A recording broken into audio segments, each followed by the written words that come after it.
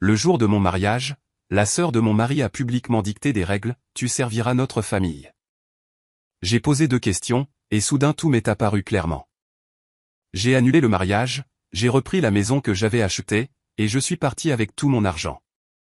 Ils m'ont appelé 30 fois cette nuit-là. Les lustres en cristal de la salle de bal de la Palmer House auraient dû paraître magiques. Ils semblaient juste pesants. L'air était chargé de l'odeur des gardénias et de parfums coûteux, et le faible bourdonnement de nos 60 amis et membres de la famille les plus proches était censé être la bande-son de mon bonheur. Ma main gauche me semblait étrangement légère.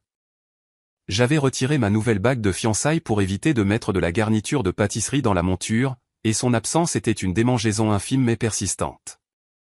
Daniel était de l'autre côté de la pièce, riant avec un groupe de ses copains d'université, ses bras passés sur les épaules de son père. Il avait l'air parfait, enfin, nous avions l'air parfait.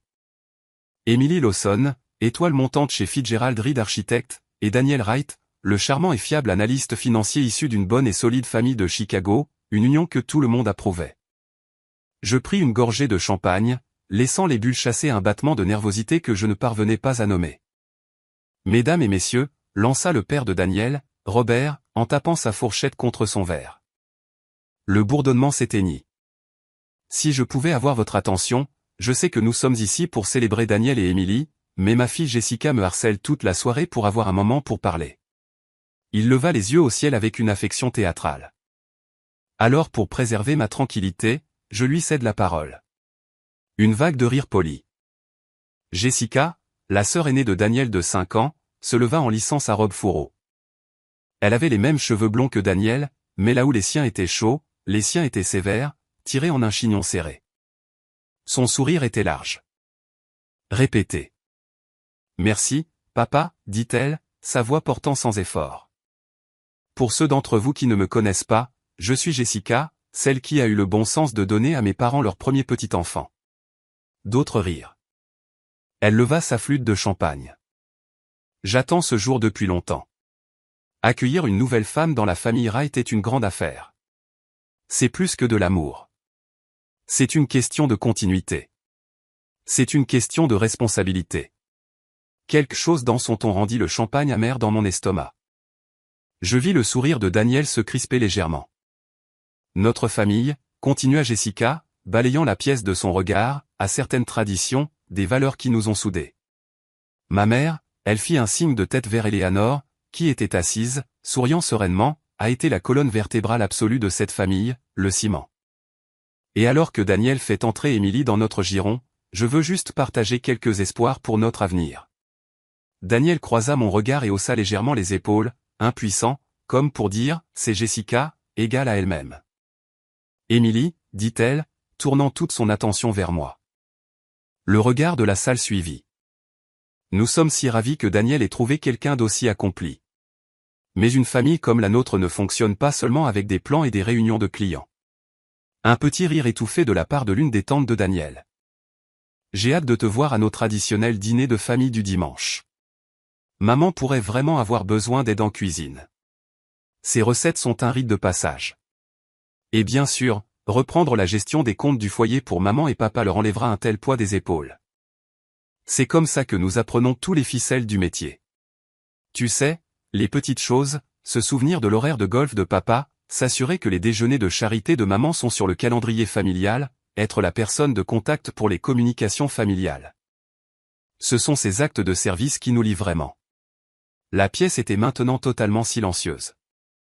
Le tintement d'une fourchette quelque part résonna comme un fracas. Je sentis une bouffée de chaleur me monter au cou. Ce n'était pas un toast. C'était une description de poste, une proclamation publique et non négociable de ma subordination. Daniel fixait son assiette. Il ne me regardait pas. Jessica leva son verre plus haut. Alors, à Emily. Puisses-tu embrasser le rôle magnifique et gratifiant d'être le cœur de la famille Wright, tout comme notre mère l'a été. Nous sommes impatients de t'avoir pleinement intégré. Elle prit une gorgée. Quelques, santé, épars et incertains suivirent. La plupart des gens avaient l'air simplement stupéfaits ou embarrassés.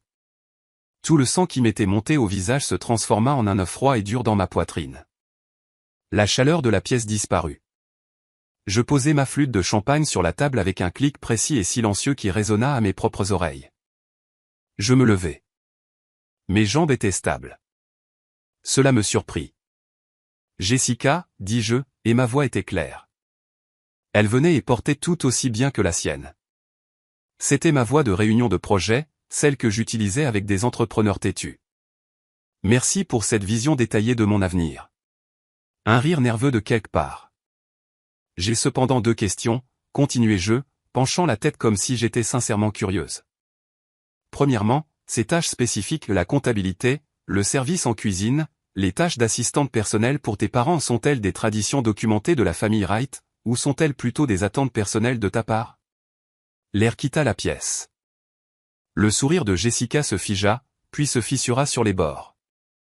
C'est comme ça que notre famille fonctionne. C'est la tradition. Je vois, dis-je en hochant lentement la tête. Ma deuxième question est pour Daniel. Puis je regardai enfin directement mon fiancé. Sa tête se releva d'un coup, ses yeux écarquillés d'une panique de cerf pris dans les phares que je n'avais jamais vus auparavant. Dans cette structure familiale proposée que Jessica vient de décrire, quel sera exactement ton rôle? Quelle responsabilité traditionnelle spécifique assumeras-tu pour nous lier et être la colonne vertébrale de notre nouvelle unité familiale? Silence. Un silence profond et retentissant. La bouche de Daniel s'ouvrit, mais aucun son n'en sortit. Il regarda de moi à sa sœur, à son père, qui fronçait maintenant profondément les sourcils. Je subviendrai aux besoins bien sûr, balbutia Daniel, sa voix faible. Et tu sais, je soutiendrai la famille. Soutenir comment, demandai-je, mon ton toujours d'une politesse mortelle. Émotionnellement, logistiquement? En prenant en charge la moitié de la gestion des comptes de notre foyer? En apprenant les recettes de ta mère à mes côtés? Émilie, ce n'est pas le moment pour, commença Robert Wright, sa voix un grondement sourd d'avertissement. Je pense que c'est le moment parfait, l'interrompis-je doucement, regardant toujours Daniel. Je viens d'entendre une offre d'emploi très spécifique pour ma vie de femme mariée. J'essaie de comprendre l'organigramme complet. Le poste de mon partenaire dans cette entreprise familiale semble indéfini. Daniel retrouva sa voix, mais ce fut la mauvaise. Elle était conciliante, dédaigneuse. Chérie, Jess est juste excitée. Elle s'emporte. Tu prends ça beaucoup trop au pied de la lettre. On peut juste profiter de la fête? Profiter de la fête.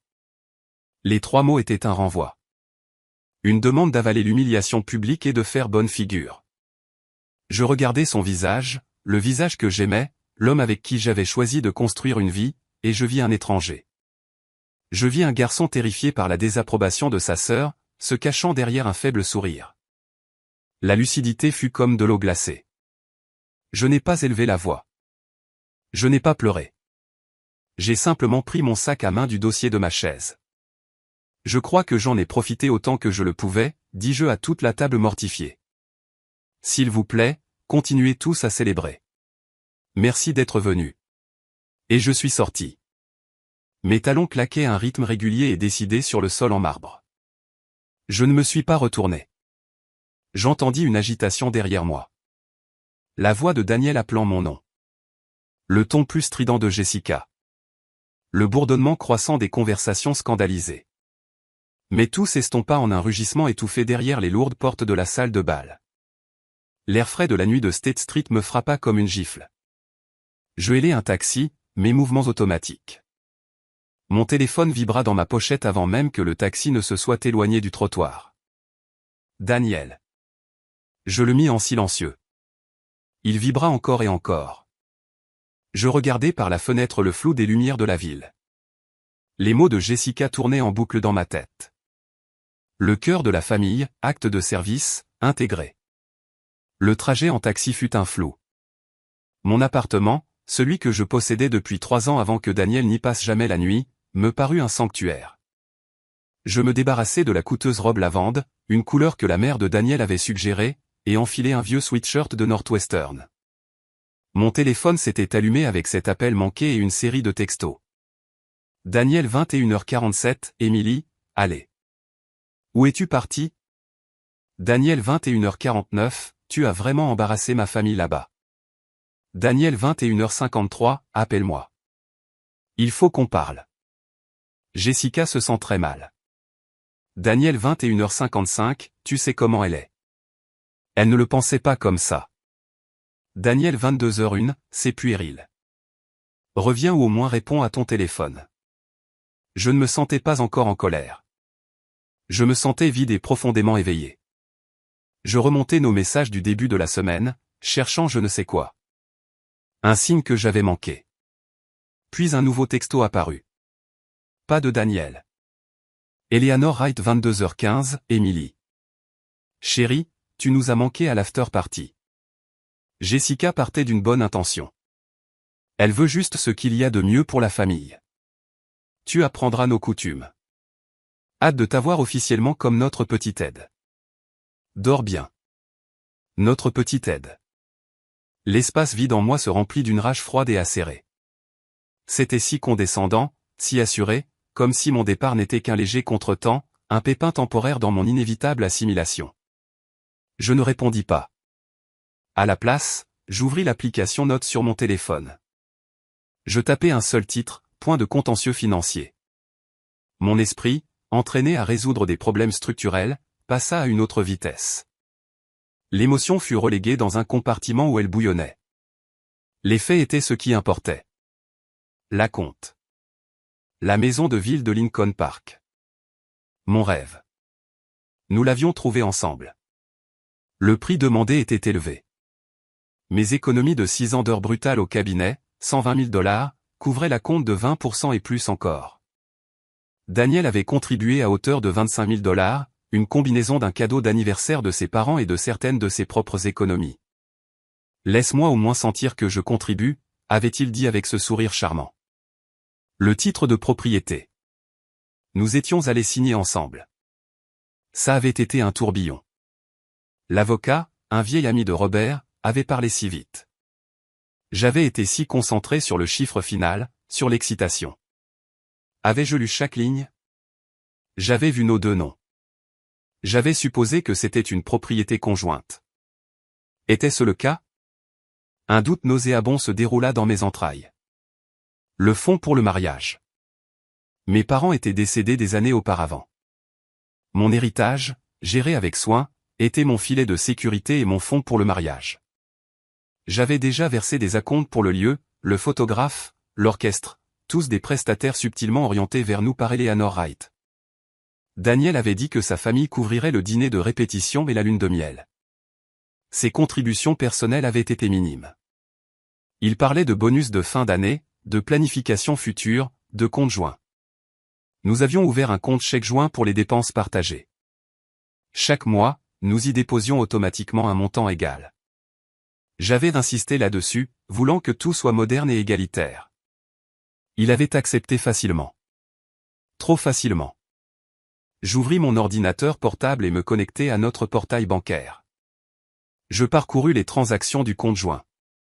Courses, factures, quelques bons dîners. Puis, le mois dernier, un virement à J. Wright de $1500. Mémo, remboursement de prêt. Jessica. Daniel ne l'avait pas mentionné. Je cliquai plus loin en arrière. Un autre virement plus petit 2 mois plus tôt. Même mémo. Mes mains étaient stables lorsque je pris mon téléphone. Je n'appelais pas Daniel. J'appelais ma colocataire de l'université, Chloé, qui était maintenant une avocate féroce spécialisée dans les divorces chez Klein et Bovet. Ça sonna 2 fois.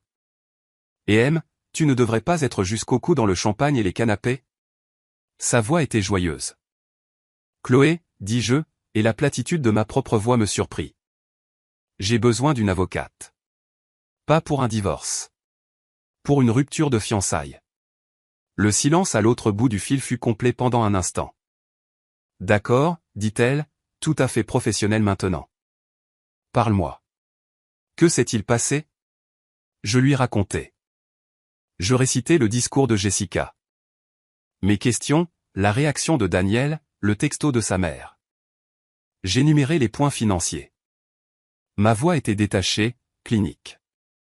Quand j'eus fini, Chloé laissa échapper un long élan sifflement. Waouh! Les Wright ont vraiment joué la carte femme de Stepford avec toi. D'accord, écoute. Ne réagis pas. Ne réponds pas à ces textos avec quoi que ce soit d'émotionnel. Si tu dois répondre, sois un rocher gris. J'ai besoin d'espace pour digérer. C'est tout. Lundi matin, tu viens à mon bureau. On va récupérer l'acte de propriété. On gèle tous les actifs joints que tu peux. Et Émilie? Oui. Tu as fait la chose absolument juste. Poser ces questions dans cette pièce était la chose la plus courageuse et la plus intelligente que tu pouvais faire. Ça a forcé la vérité à éclater au grand jour avant que tu ne signes un certificat de mariage. Maintenant, il nous suffit de suivre l'argent. Je raccrochai. Le nœud d'anxiété dans ma poitrine se desserra juste un peu. J'avais un plan. J'avais une alliée. Un dernier texto clignota sur mon écran. Daniel 22h48, je suis devant ton appartement. Il faut qu'on parle. Laisse-moi entrer, Émilie. C'est ridicule. Je me dirigeai vers la fenêtre. En effet, son Audi tournait au ralenti au bord du trottoir en bas. Je pouvais voir la lueur de son téléphone sur son visage. Je le regardais pendant une minute entière. L'homme que j'étais censé épouser. L'homme qui était resté silencieux pendant que sa sœur m'offrait une vie de servitude avec un digestif au champagne. L'homme qui me qualifiait maintenant de ridicule. Je n'ai pas répondu par texto. J'ai simplement fermé les stores, marché jusqu'à ma chambre et fermé la porte. Les coups commencèrent quelques minutes plus tard. Doux, puis insistant, puis frustré. Je mis mes écouteurs, lançai un podcast et commençai à rédiger un email à mon agent immobilier sur la valeur marchande actuelle des maisons de ville de Lincoln Park. Les coups finirent par cesser. Le silence dans mon appartement n'était plus vide.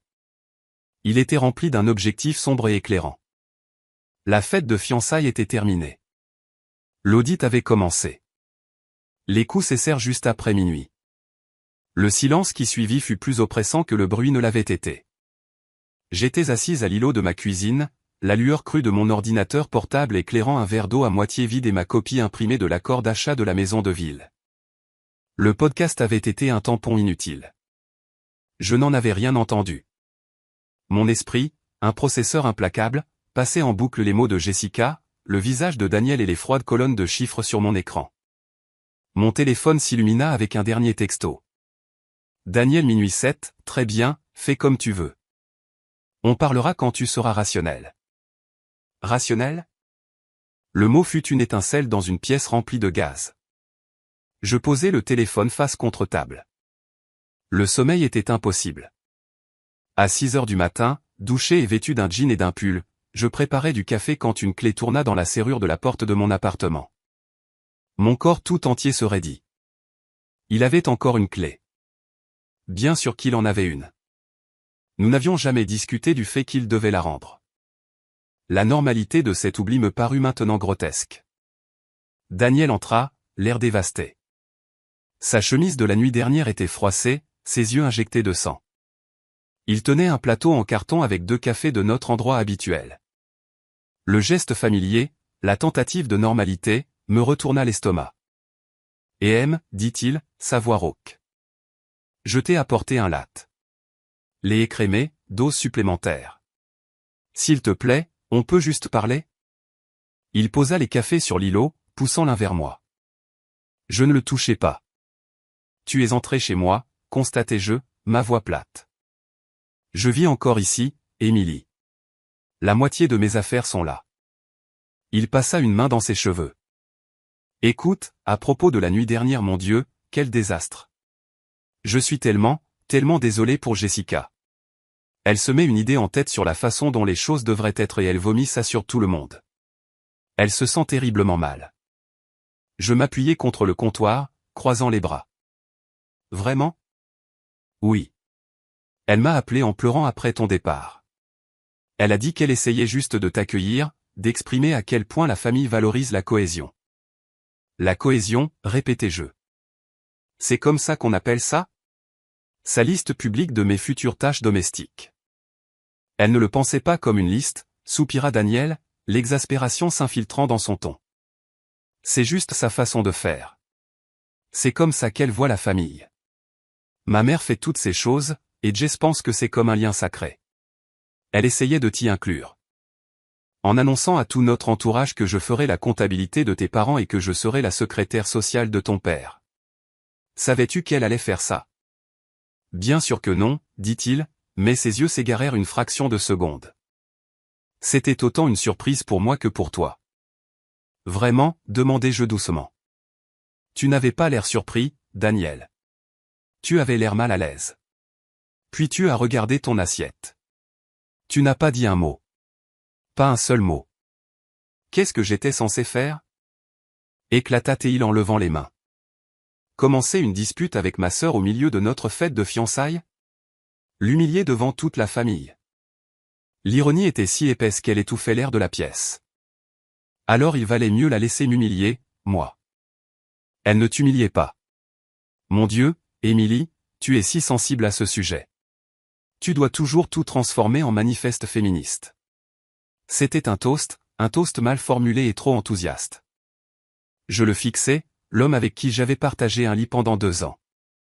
L'homme qui avait loué mon ambition, qui avait dit qu'il aimait ma fougue. Maintenant, ma fougue, c'était moi qui étais, sensible, qui transformait les choses en manifeste féministe.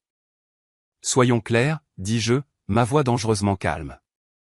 Tu crois que ces attentes, à savoir que je travaille à plein temps comme architecte tout en devenant la gestionnaire de maison non rémunérée pour tes parents, ne sont qu'un toast mal formulé. C'est ta position officielle? Il se dégonfla, s'appuyant sur l'îlot. Écoute, leurs attentes, elles sont démodées. Je le sais. Mais c'est ma famille. Tu m'épouses, tu les épouses. Il va y avoir des compromis. Des compromis, dis-je. D'accord, faisons un compromis. Si je gère le calendrier et les factures de tes parents, tu géreras les affaires de mes parents. Oh, attends. Je ne peux pas. Ils sont morts. Alors peut-être que tu peux prendre en charge l'entretien et la planification de mon portefeuille de propriété d'investissement à la place.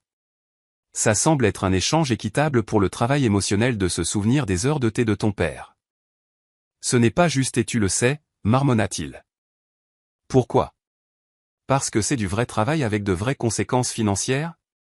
Parce que ce n'est pas un travail de femme? Arrête de déformer mes mots, lança-t-il. C'est juste différent. Dans ma famille, les femmes s'occupent de la sphère domestique.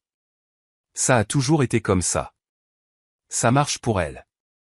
Et, demandai-je, la question que j'avais posée dans la salle de bal atterrissant maintenant dans l'espace froid et intime de ma cuisine, quel est le rôle de l'homme dans cette sphère domestique? De quoi t'occuperas-tu, Daniel? Spécifiquement? Il resta silencieux un long moment. Je serai le pourvoyeur, dit-il finalement, mais cela sonnait creux. Répétez. Nous pourvoyons tous les deux financièrement, à parts égales. Plus qu'à parts égales, si l'on regarde la compte pour notre maison. Je laissai cela en suspens.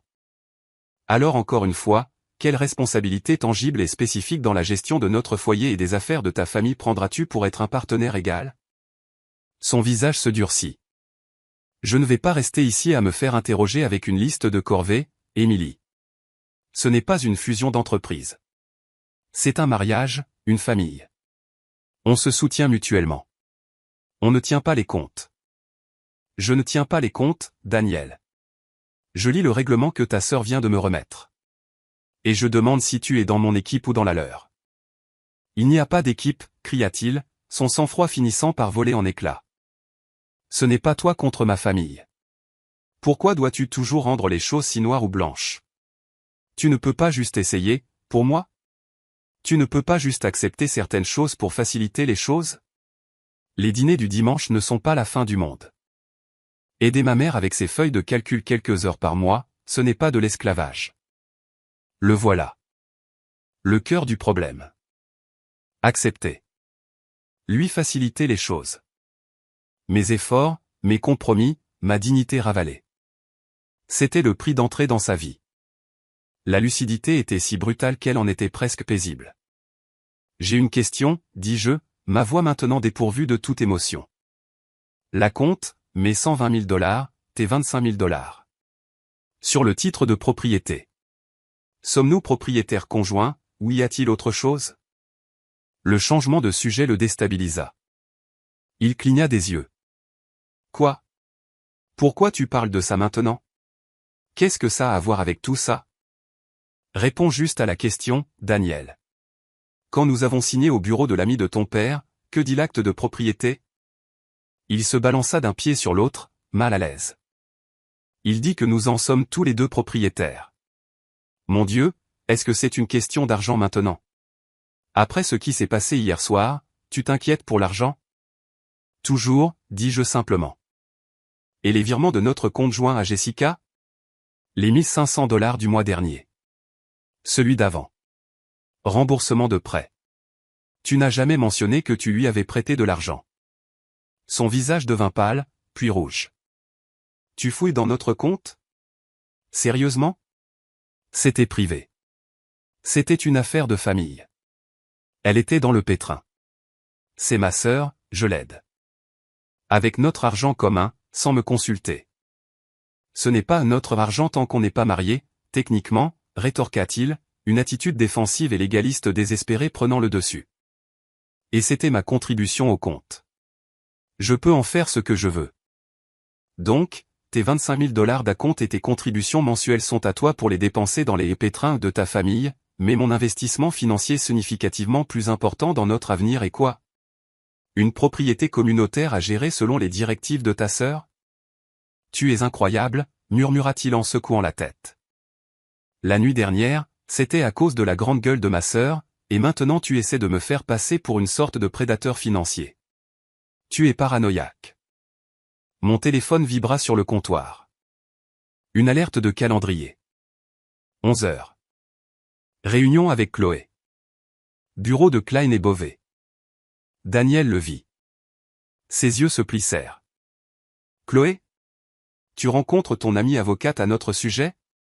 Tu plaisantes? Émilie. J'ai besoin de comprendre ma position légale, dis-je en prenant mon téléphone et mon sac. Puisque mon avenir semble être sujet à négociation par un comité, je ferais mieux de savoir ce que j'apporte à la table. Ta position légale, répéta-t-il, un hoquet de stupéfaction. Nous sommes fiancés. Nous sommes censés planifier un mariage, et tu parles à une avocate? Tu as refusé un contrat de mariage, Daniel, dis-je en me dirigeant vers la porte. Tu as dit que l'amour n'avait pas besoin de contrat. Il semble que tu avais tort. L'amour n'en a peut-être pas besoin, mais les traditions de ta famille, certainement. Je reviendrai plus tard. J'aimerais que tu sois parti. Et j'aimerais ma clé sur le comptoir. Tu me mets dehors pour ça? Je demande de l'espace et ma clé. Ou quoi, lança-t-il, un éclair de l'ancien Daniel confiant perçant à travers la panique. J'ouvris la porte et le regardai, debout dans la cuisine de la maison que j'avais achetée avant de le connaître, entouré de la vie que j'avais bâtie. Où je ferai changer les serrures aujourd'hui, et j'appellerai l'ami de ton père, l'avocat immobilier, pour demander un examen très spécifique et très urgent de notre titre de propriété. À toi de choisir. Je n'attendis pas de réponse. Je refermai la porte derrière moi. Le clic du loquet, un son définitif et satisfaisant. Le trajet jusqu'au bureau de Chloé au centre-ville fut un flou de ciel gris de novembre et de résolution d'acier. Le sentiment de vide avait disparu, complètement remplacé par une colère concentrée et électrique. Le bureau d'angle de Chloé était tout en lignes épurées et offrait des vues panoramiques sur la rivière Chicago. Elle se leva à mon entrée, se passant des salutations. D'accord, parle. Que s'est-il passé après ton départ? Je lui racontai la visite de Daniel, la conversation mot pour mot du mieux que je pouvais m'en souvenir. Quand j'arrivai à la partie sur les virements du compte joint, elle leva une main. Stop. Il a dit quoi? Ce n'est pas notre argent tant qu'on n'est pas mariés. Elle laissa échapper un rire court et sec. Oh, c'est précieux. Légalement inexact, mais précieux. Elle se mit à taper furieusement sur son clavier. Donne-moi les dates et les montants approximatifs de ces virements. Et le nom sur le compte est juste J. Wright? Oui. $1 500 le mois dernier vers le 15. Un autre de $800 environ 6 semaines avant ça. Elle hocha la tête en prenant des notes. Très bien, première chose à faire, l'acte de propriété. Elle tourna son moniteur vers moi. Elle avait déjà ouvert la base de données du bureau d'enregistrement des actes du comté de Cook. Tu m'as donné l'adresse. Voyons ce que le charmant monsieur Henderson, ami des Wright, a déposé. Mon cœur battait la chamade contre mes côtes pendant qu'elle cherchait. Le voilà. Le registre de la propriété. Non. Lis la dévolution, dit Chloé doucement, en montrant une ligne de texte. Je la lus, puis je la relus. Les mots semblaient nager sur l'écran. La propriété est détenue par Daniel Perrite et Emily G. Lawson en tant que propriétaires conjoints. Le soulagement m'inonda pendant une seconde. Propriété conjointe. Cela signifiait une propriété à parts égales. Droit de survie. Continue de lire, dit Chloé, sa voix sombre.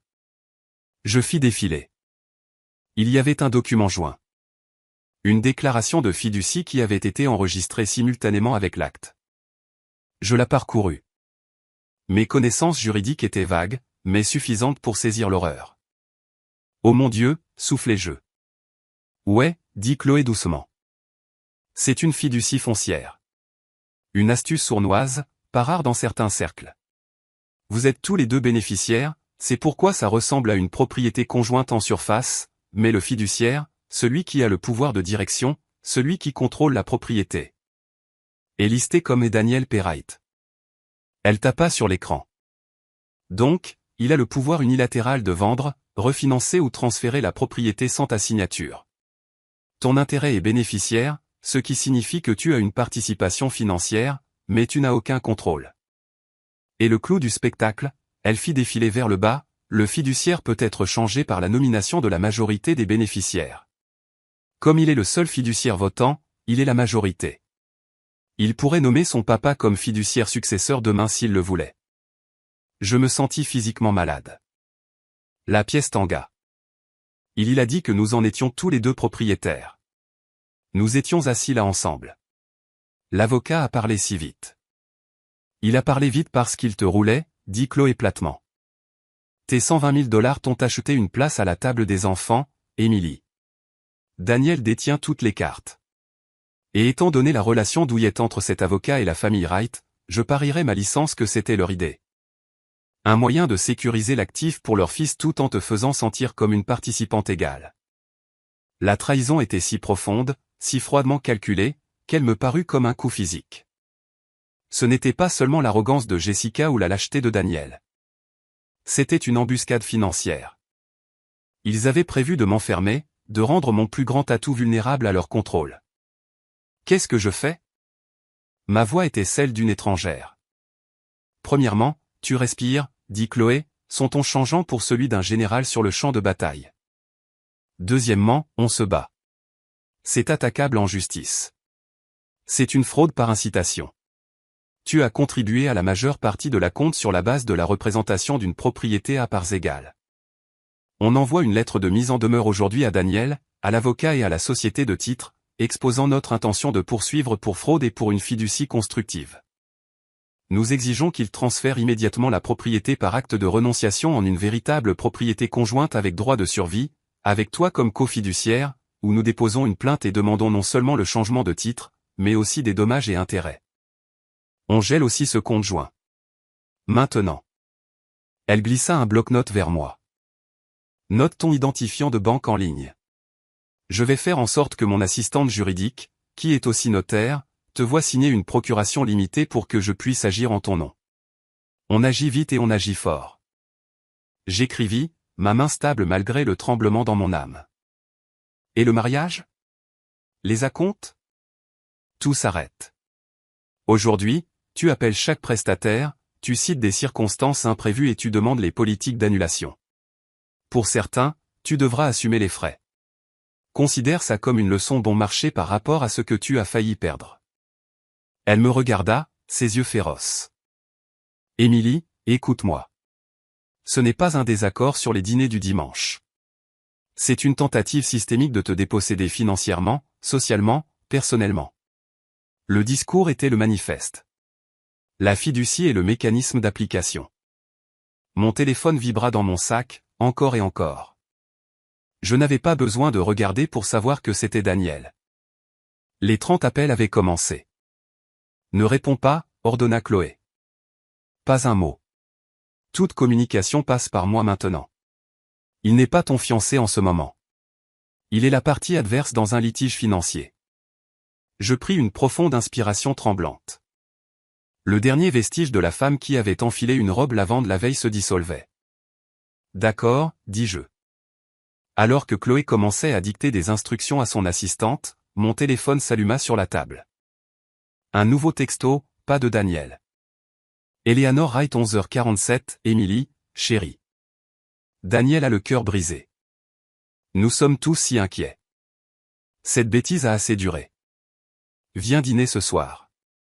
Nous allons tout arranger. Jessica veut s'excuser. 19h. Ne sois pas en retard. Je le montrai à Chloé. Elle eut un sourire narquois. Un sourire de prédateur. Oh, bien. Ils ont convoqué le tribunal. Tu veux t'amuser un peu? Qu'est-ce que tu veux dire? Va dîner, dit-elle, ses yeux brillants. Ne dis pas un mot sur la fiducie. Ne mentionne ni moi ni la lettre. Écoute simplement. Laisse-les parler. Enregistre tout sur ton téléphone. Dans cet état, le consentement d'une seule partie suffit. Fais-leur réitérer leurs attentes. Fais confirmer à Daniel sur enregistrement qu'il était au courant de la structure de la fiducie. C'est une munition. Cela semblait dangereux. Cela semblait nécessaire. Qu'est-ce que je dois porter, demandai-je, ma voix sèche. Chloé rit. Porte une armure, ma chérie. Une armure invisible. Et envoie-moi le fichier audio quand tu rentreras. La maison de la famille Wright à Wilmette était un monument à la richesse discrète. Elle ressemblait moins à une maison qu'à un décor de théâtre pour un drame sur des gens riches se comportant mal. Je garai ma voiture, l'application mémo vocale de mon téléphone déjà en train d'enregistrer dans mon sac à main. Les mots de Chloé résonnaient, armure invisible. Eleanor ouvrit la porte avant que je ne puisse sonner. Son sourire était une ligne fine étendue. Emily, si heureuse que tu aies décidé de te joindre à nous. Nous étions inquiets pour toi. Son ton suggérait que j'étais une enfant turbulente. Merci de me recevoir, Eleanor, dis-je, ma voix neutre. La salle à manger était formelle. Jessica et Robert étaient déjà assis. Daniel était assis au bout, regardant sa serviette. Il n'a pas croisé mon regard. Une chaise vide m'attendait entre Jessica et Eleanor. Une place sur la ligne de tir. Nous nous servirons nous-mêmes, annonça Eleanor, désignant les plats de poulet rôti et de légumes. À la bonne franquette, plus intime. Dès que je me suis assise, Jessica se lança dans ses excuses, répétées et suintant la condescendance. Emily, à propos d'hier soir, je pense que tu as mal interprété mon enthousiasme. Je veux seulement que tu te sentes incluse. Les choses que j'ai mentionnées, ce ne sont pas des corvées, ce sont des privilèges. Les femmes de notre famille ont toujours été les gardiennes du cœur de notre foyer. Je pris une petite portion de poulet. Je vois. Et Daniel, de quoi les hommes de votre famille sont-ils les gardiens? Robert se racla la gorge. Un son d'avertissement sourd. Les hommes assurent la stabilité, la sécurité. Nous construisons les fondations pour que le cœur puisse s'épanouir. Il dit cela comme s'il citait un mauvais énoncé de mission d'entreprise. Fascinant, dis-je, gardant les yeux sur mon assiette. Une division du travail très spécialisée. Daniel, as-tu l'impression de construire des fondations stables pour nous? Daniel tressaillit. On peut ne pas faire ça maintenant? Mangeons, c'est tout. Oh, mais je suis sincèrement curieuse, insistai-je, mon ton léger. Étant donné que j'ai construit mes propres fondations financières, la compte de notre maison, par exemple. Quel genre de stabilité fournis-tu qui soit différente de la mienne? L'air se glaça. La fourchette de Jessica cliqueta contre son assiette. Cette maison est notre avenir, dit Daniel, me regardant enfin, ses yeux suppliants. Elle est à nous. Pourquoi tu parles d'argent là-dedans? Parce qu'hier soir, Jessica a parlé de travail. J'essaie juste de comprendre le modèle économique complet de ce mariage. Mon capital, mon travail, ta stabilité symbolique. C'est ton attitude qui est le problème, lança Jessica, son sang-froid se brisant. Cette pensée transactionnelle. Le mariage n'est pas un contrat d'affaires. Ah non, demandai-je, levant enfin les yeux, croisant son regard. Tu as présenté une liste de mes devoirs. Ça ressemble à une description de poste. Je pose des questions sur la rémunération, les avantages et le rôle de mon partenaire. Ça me semble logique. Eleanor posa sa main sur la mienne. Elle était froide. Chérie, tu es à bout de nerfs. La maison est une bénédiction partagée. Les détails. L'ami du père de Daniel s'est occupé de tout ça pour vous protéger tous les deux.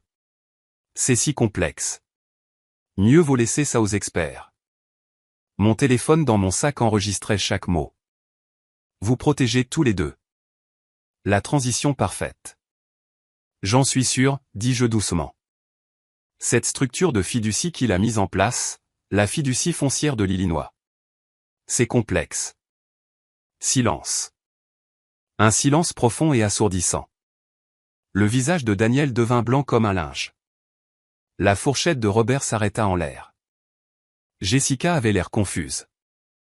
Quelle fiducie, demanda Jessica. Daniel retrouva sa voix. Un son étranglé. Émilie, de quoi tu parles? C'est juste un acte de propriété standard. Ah oui? Je penchai la tête. Parce que ma compréhension est que dans une propriété conjointe standard, nous avons tous les deux le contrôle. Le document que j'ai examiné aujourd'hui dit que tu es le seul fiduciaire. Tu as le pouvoir de vendre notre maison sans ma connaissance ou ma signature, en utilisant mon argent.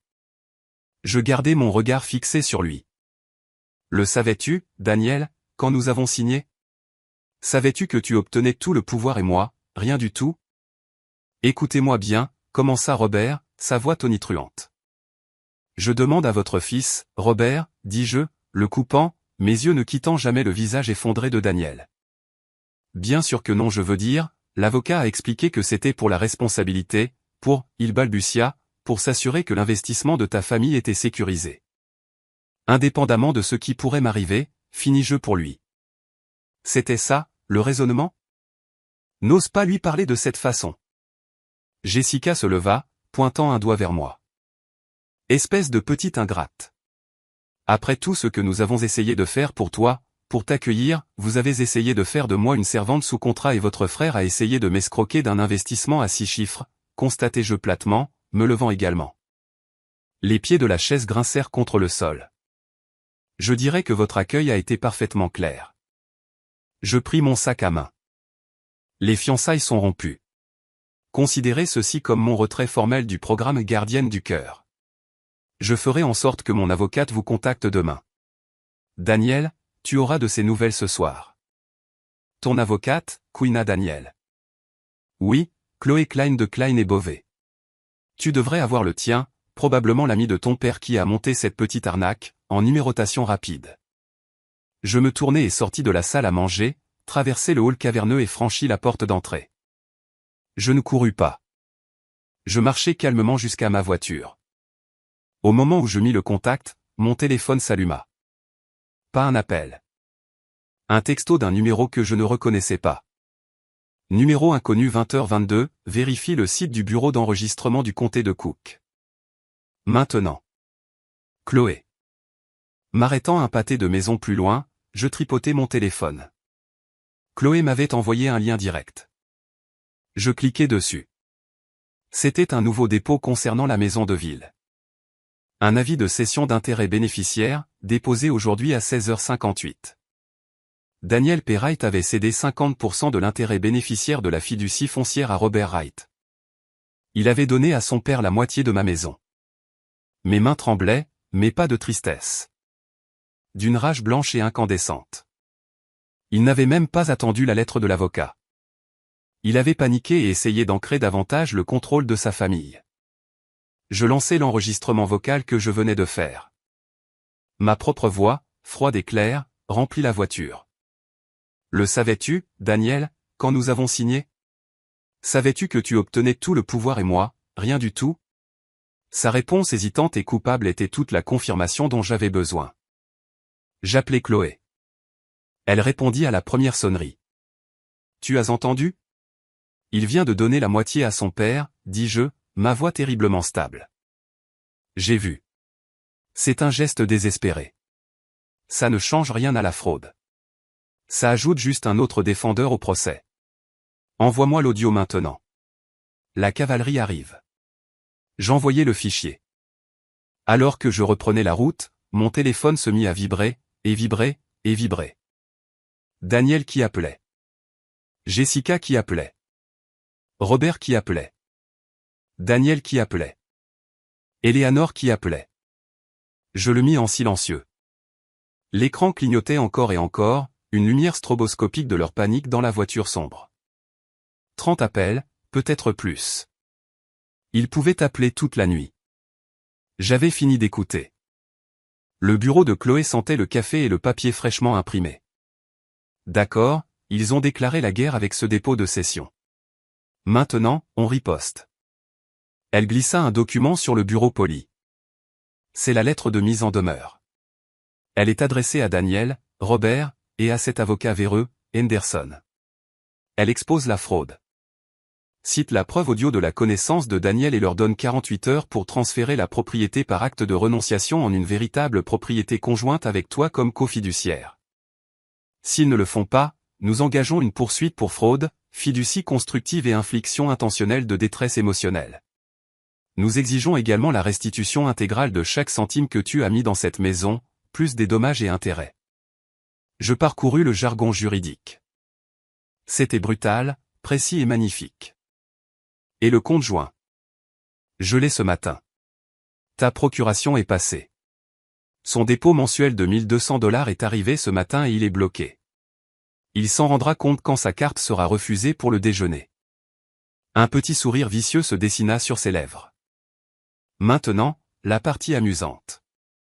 Les réseaux sociaux. Chloé, je ne veux pas me lancer dans une guerre de publication avec Jessica. Pas une guerre. Une détonation contrôlée. Tu ne postes rien, mais tu dois contrôler le récit avant qu'elle ne te dépeigne comme une croqueuse de diamants hystérique. J'ai une amie dans la section style de vie et du Tribune. Ils adoraient une histoire de fiancée moderne annule son mariage suite aux exigences archaïques de sa belle famille. Anonyme, mais avec suffisamment de détails pour que quiconque dans ton cercle sache qu'il s'agit de toi. Ça cadre l'histoire à ta façon dès le départ. J'hésitais. Cela semblait nucléaire. Est-ce nécessaire? Émilie, il a donné ta maison à son papa. Il ne plaisante pas. Nous avons besoin de la pression publique.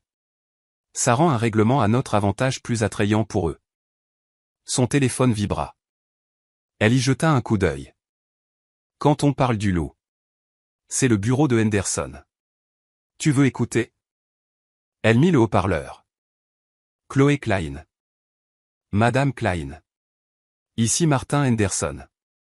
J'appelle concernant votre lettre plutôt incendiaire à la famille Wright. J'en suis sûr, Martin. Ma cliente a une simple demande. Réparer la fraude. Fraude est un mot fort et diffamatoire. Mes clients ont agi de bonne foi pour protéger les deux parties dans un achat d'actifs complexe.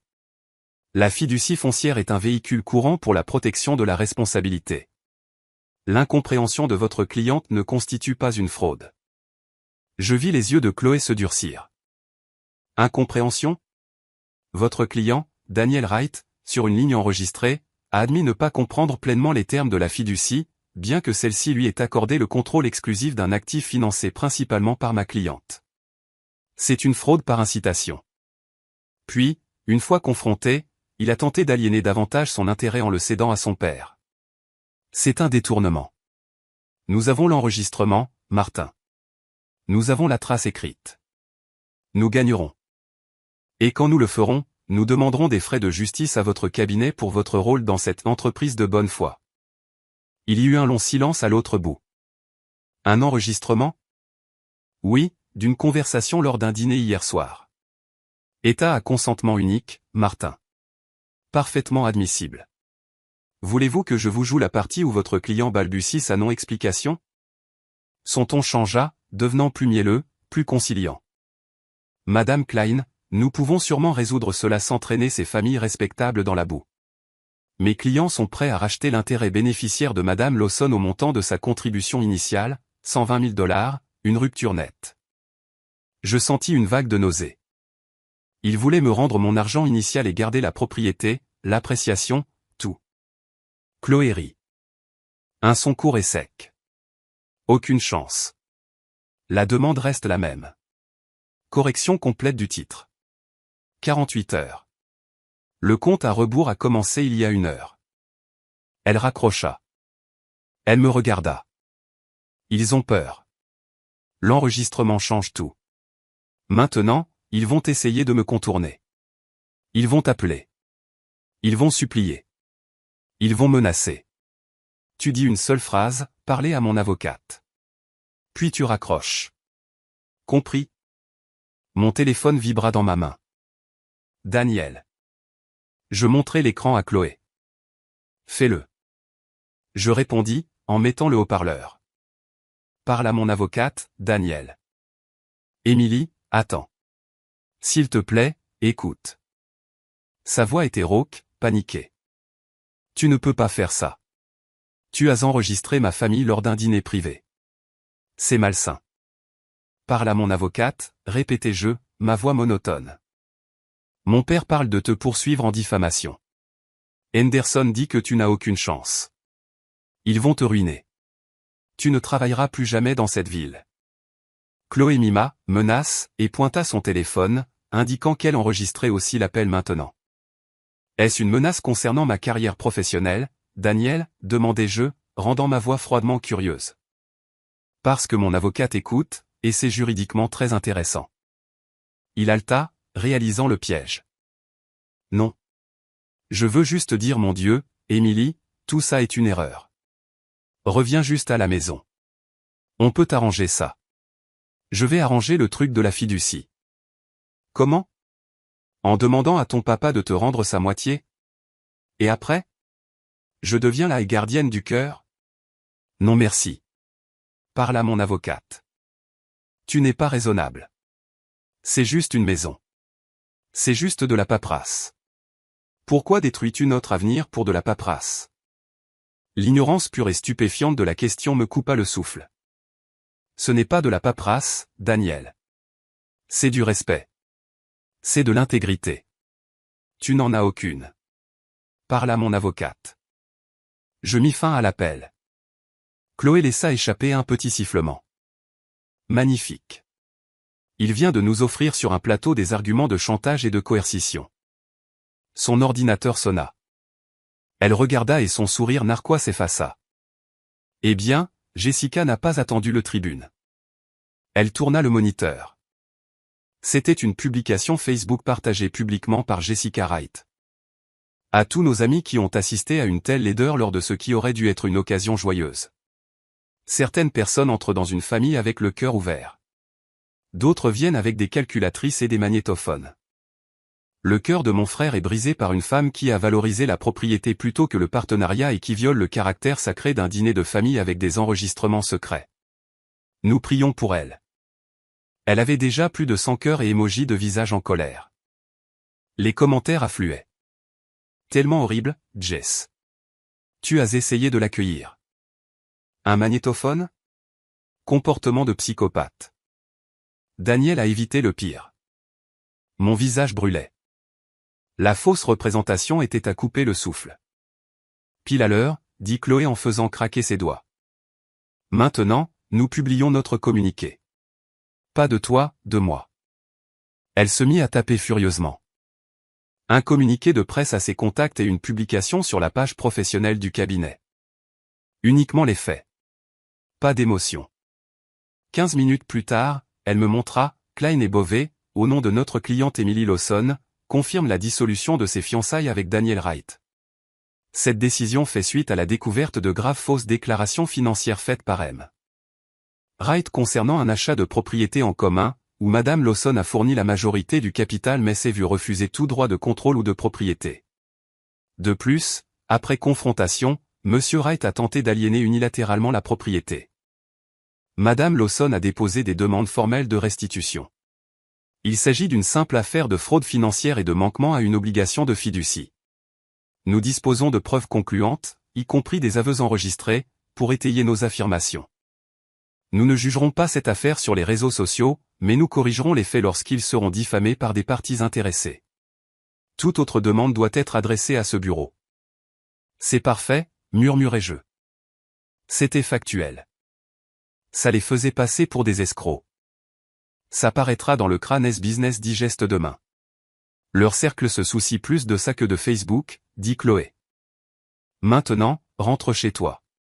Déconnecte. Laisse-les tourner dans la tempête que nous venons de déclencher. Je retournai à mon appartement, l'esprit en ébullition.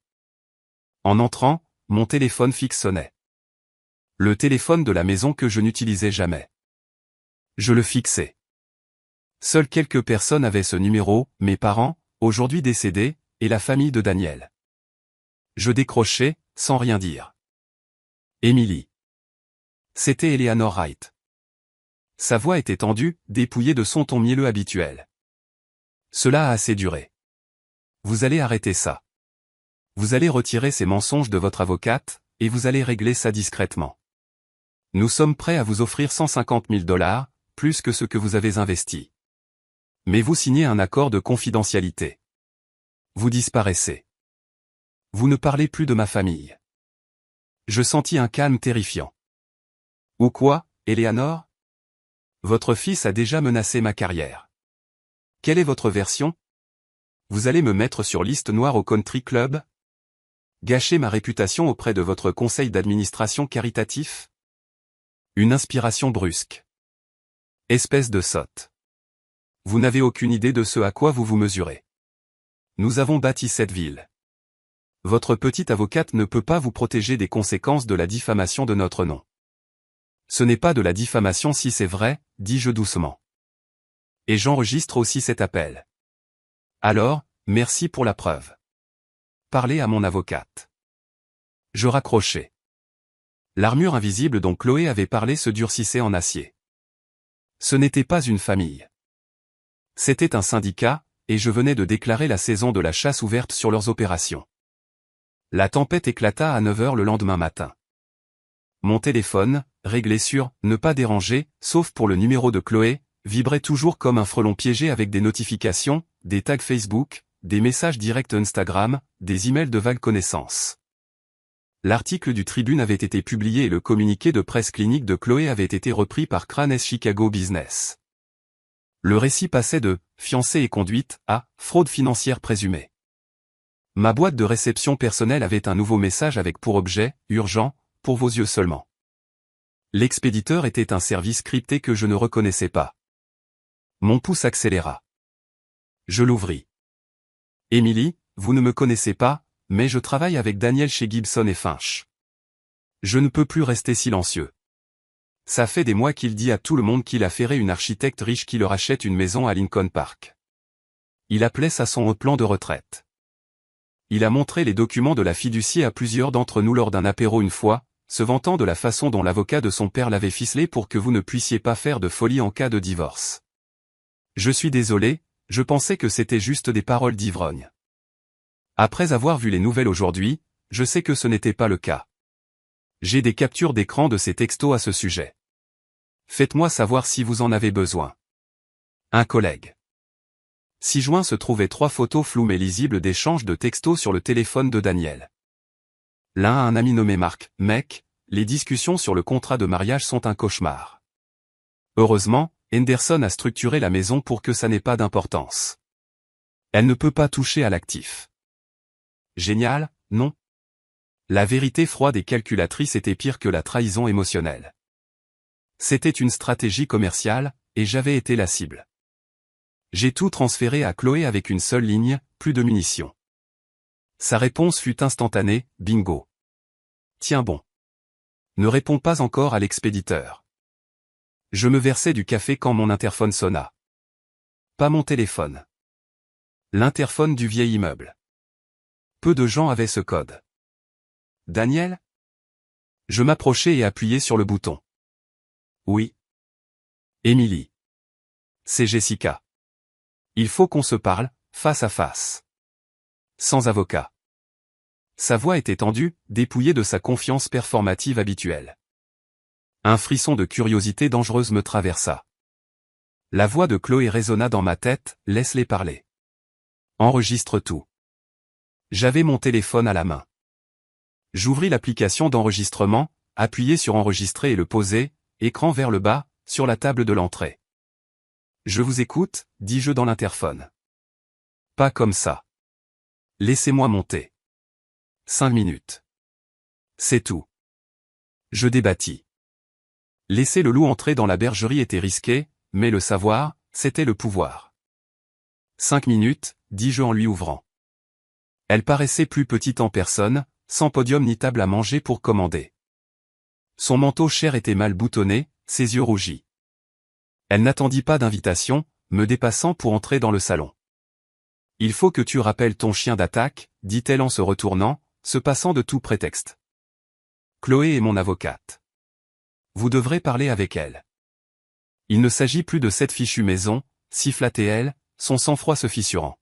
« As-tu la moindre idée de ce que tu as fait ? » Ce communiqué de presse. Fraude financière. Les associés de mon mari l'appellent. Mes amis chuchotent. Tu nous fais passer pour des criminels. N'est-ce pas le cas, demandai-je calmement, m'appuyant contre le cadre de la porte, bloquant sa sortie. Le plan semble assez proche du crime, de mon point de vue. C'était une erreur. Un truc juridique stupide. Daniel ne le comprenait pas non plus. Les textos de ses collègues suggèrent le contraire, dis-je, regardant son visage pâlir.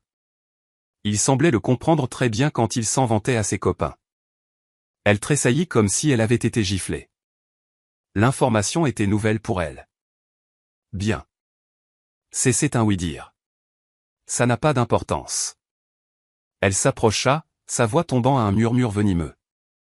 Ce qui importe, c'est que tu arrêtes maintenant, ou je te ruinerai. J'ai failli rire. Comment ? En postant d'autres platitudes vagues sur Facebook ? Je pense qu'on a dépassé ce stade, Jessica. Un sourire méchant tordit ses lèvres. Je sais des choses sur toi, Émilie. Des choses de ton passé. Cette petite dépression que tu as eue à l'université. L'hospitalisation. Les médicaments. Que penserait ton cabinet d'architecte chic s'il savait que leur conceptrice vedette était instable ? Un passif ? L'air quitta mes poumons. Ma lutte à l'université avec une grave dépression après la mort de mes parents. Mon bref traitement volontaire en milieu hospitalier. C'était mon secret le plus gardé. Daniel était le seul à qui je l'avais jamais dit. C'est Daniel qui te l'a dit, murmurai-je, la trahison une blessure fraîche. Il me dit tout, ricana-t-elle. Il s'inquiétait pour toi. C'est un bon frère. Et maintenant, c'est moi qui m'inquiète. Une femme fragile sous un stress immense, faisant des accusations folles. C'est une histoire tragique, mais les gens comprendraient. Ils auraient pitié de toi, puis ils rejetteraient chaque mot que tu dis. La rage était un courant froid et clair maintenant. Elle me concentra. Vous me menacez de divulguer mon historique médical privé pour me discréditer professionnellement si je ne retire pas mes plaintes légales. J'exprime mon inquiétude pour votre bien-être, dit-elle, la façade de sollicitude revenant, grotesque et transparente. Et le bien-être de ma famille. Abandonnez les demandes. Acceptez le rachat, signez l'accord de confidentialité, et nous pourrons tous passer à autre chose. Votre petit secret restera en sécurité avec moi. Je la fixai. Cette femme qui venait de franchir la ligne du cruel au monstrueux. L'application d'enregistrement sur mon téléphone était un témoin silencieux à quelques centimètres. Vous savez, dis-je, ma voix étrangement calme, j'ai aussi fait quelques recherches. Avec toutes ces histoires de finances familiales et d'obligations, je suis devenue curieuse. Votre mari, Paul, il est associé dans ce cabinet de capital risque, n'est-ce pas ? Et vous êtes la directrice de bureau pour l'entreprise familiale, Wright Holdings. Ses yeux se plissèrent. Où voulez-vous en venir ? Mon point est la liquidité. Gérer un family office. Gérer les distributions. C'est complexe. J'ai demandé à mon avocate de regarder certains dépôts de propriété récents. Le prêt sur votre maison de Lake Forest était étonnamment important. Et puis il y a le moment curieux de ces prêts et du compte joint de Daniel, mon compte joint à vous, juste avant que de gros paiements d'impôts ne soient dus pour Wright Holdings. Je bluffais, tissant ensemble des bribes de ragots de Chloé et les registres de prêts publics qu'elle avait mentionnés, mais le visage de Jessica me dit que j'avais touché un nerf. Sa suffisance s'évapora, remplacée par une lueur de panique. Vous n'avez aucune idée de ce dont vous parlez, cracha-t-elle, mais le venin avait disparu, remplacé par la peur. Ah non ? Je me décollai du cadre de la porte. Je pense que la SEC pourrait être intéressée par les flux de trésorerie d'un family office qui a besoin de prêts réguliers non documentés du compte personnel de son fils. Ou peut-être juste votre beau-père. J'entends dire que le père de Paul est assez à cheval sur l'obligation de fiducie. Sa main vola à sa bouche. La couleur quitta son visage. Vous n'oseriez pas. Vous venez de menacer de détruire ma carrière en utilisant ma santé mentale comme une arme, dis-je, ma voix basse et stable. Vous avez essayé de faire de moi la servante sous contrat de votre famille. Votre frère a conspiré pour me voler. Alors dites-moi, Jessica, exactement quelle ligne vous pensez que je ne franchirai pas? Elle tremblait maintenant, son assurance antérieure complètement brisée. Que voulez-vous? Je veux que vous partiez. Et je veux que vous sachiez ceci. Si un seul mot de mon histoire privée fuite à qui que ce soit, pour quelque raison que ce soit, mon prochain appel ne sera pas à mon avocate. Il sera à la Security and Exchange Commission. Et je leur fournirai chaque relevé de transaction, chaque texto, chaque bride de spéculation que j'ai sur vous qui vous démenez pour couvrir vos traces avec l'argent de Daniel, avec mon argent. Sommes-nous clairs? Elle hocha la tête. Un mouvement rapide et saccadé, incapable de parler. Dehors. Elle courut presque jusqu'à la porte, tâtonnant avec le loquet. Quand il claqua derrière elle, je laissai échapper un long souffle tremblant. Je marchai jusqu'à la table et arrêtai l'enregistrement. Je rejouai la dernière minute. Ma voix, froide et menaçante, et son silence terrifié. C'était une impasse nucléaire. Destruction mutuelle assurée. Mon téléphone vibra. Un texto de Chloé. Chloé, info. Henderson vient d'appeler. Ils ont accepté nos conditions. Toutes.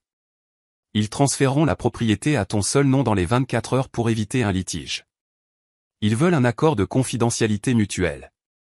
Je fixai le message. Victoire. Une reddition complète et inconditionnelle. La visite de Jessica prenait tout son sens. C'était leur dernière tentative désespérée pour éviter d'être exposés sur une échelle bien plus grande qu'une simple rupture de fiançailles compliquée. Je tapai ma réponse, mes doigts stables. Pas d'accord mutuel. Je ne signerai rien qui me fasse taire. Ils peuvent avoir mon silence sur leur combine financière seulement s'ils rendent chaque centime que j'ai investi plus 50% de la valeur appréciée, calculée par un évaluateur indépendant. Et une déclaration publique de Daniel admettant qu'il a déformé les conditions de la propriété. Sinon, je prends la maison et l'histoire devient publique. J'ajoutai le fichier audio de la visite de Jessica et écrivis « Nouveau levier ». Jessica vient de menacer de divulguer mon historique médical confidentiel. J'ai contré avec des implications sur sa mauvaise gestion des fonds familiaux. Elle a cédé. Utilise ça. Ils sont terrifiés à l'idée d'un audit plus approfondi. Les 3 petits points apparurent immédiatement, puis disparurent, puis réapparurent. Finalement, sa réponse arriva. Chloé, bon sang. Tu es un ange vengeur. Je présenterai les nouvelles conditions. Ils vont s'étouffer avec, mais ils les avaleront. Ils n'ont pas le choix. Je regardai autour de mon appartement silencieux. Le champ de bataille avait changé. Il ne s'agissait plus de gagner une maison ou un règlement. Il s'agissait de s'assurer qu'il ne pourrait plus jamais blesser quelqu'un comme ça. Le prix de mon silence venait d'augmenter. Et pour la première fois depuis la fête de fiançailles, je me sentis non seulement lucide, mais puissante. Le haut-parleur de la conférence téléphonique de Chloé bourdonnait. Martin, Émilie est ici. Nous sommes prêts. Donnez la réponse de vos clients. La voix de Henderson était lasse. Nous acceptons les nouvelles conditions financières de Madame Lawson. Valeur estimée, 50% pour elle plus la restitution complète. Nous n'acceptons pas de déclaration publique de Daniel. C'est non négociable. Alors nous avons terminé, dis-je, ma voix plate. L'histoire part à la rédactrice en chef du Tribune Lifestyle dans 1 heure, avec des extraits audio. Attendez. C'était la voix de Daniel, tremblante et brute sur la ligne. Émilie, s'il vous plaît. Une déclaration publique ça me détruirait au travail. C'est une fin de carrière. Vous auriez dû y penser avant de détruire notre partenariat, répliquai-je. Nous accepterons un affidavit privé et signé de Daniel admettant la fausse déclaration, intervint Henderson, essayant de reprendre le contrôle. Il pourra être utilisé dans toute procédure judiciaire future que vous souhaiterez, mais il restera sous le sceau de la confidentialité. Et en retour, votre silence total sur toutes les questions, y compris les préoccupations spéculatives concernant Wright Holdings. Il négociait âprement pour garder la fraude secrète. La peur de Jessica était mon levier. L'affidavit est un début, dit Chloé. Mais il nous faut plus. Nous voulons que toutes les copies numériques des dossiers médicaux privés d'Emily détenus par un membre de la famille Wright soient supprimées. Nous voulons une confirmation écrite de leur consultant en sécurité informatique. Et nous voulons que Jessica Wright signe un accord contraignant distinct de ne plus jamais contacter Emily, professionnellement ou personnellement, sous peine de dommages financiers importants. C'est scandaleux, cria Daniel. Vraiment, demandai-je. Votre sœur s'est tenue dans ma maison et a menacé d'utiliser mon historique de santé comme une arme. Je veux que l'arme soit détruite et que celle qui la manie soit désarmée.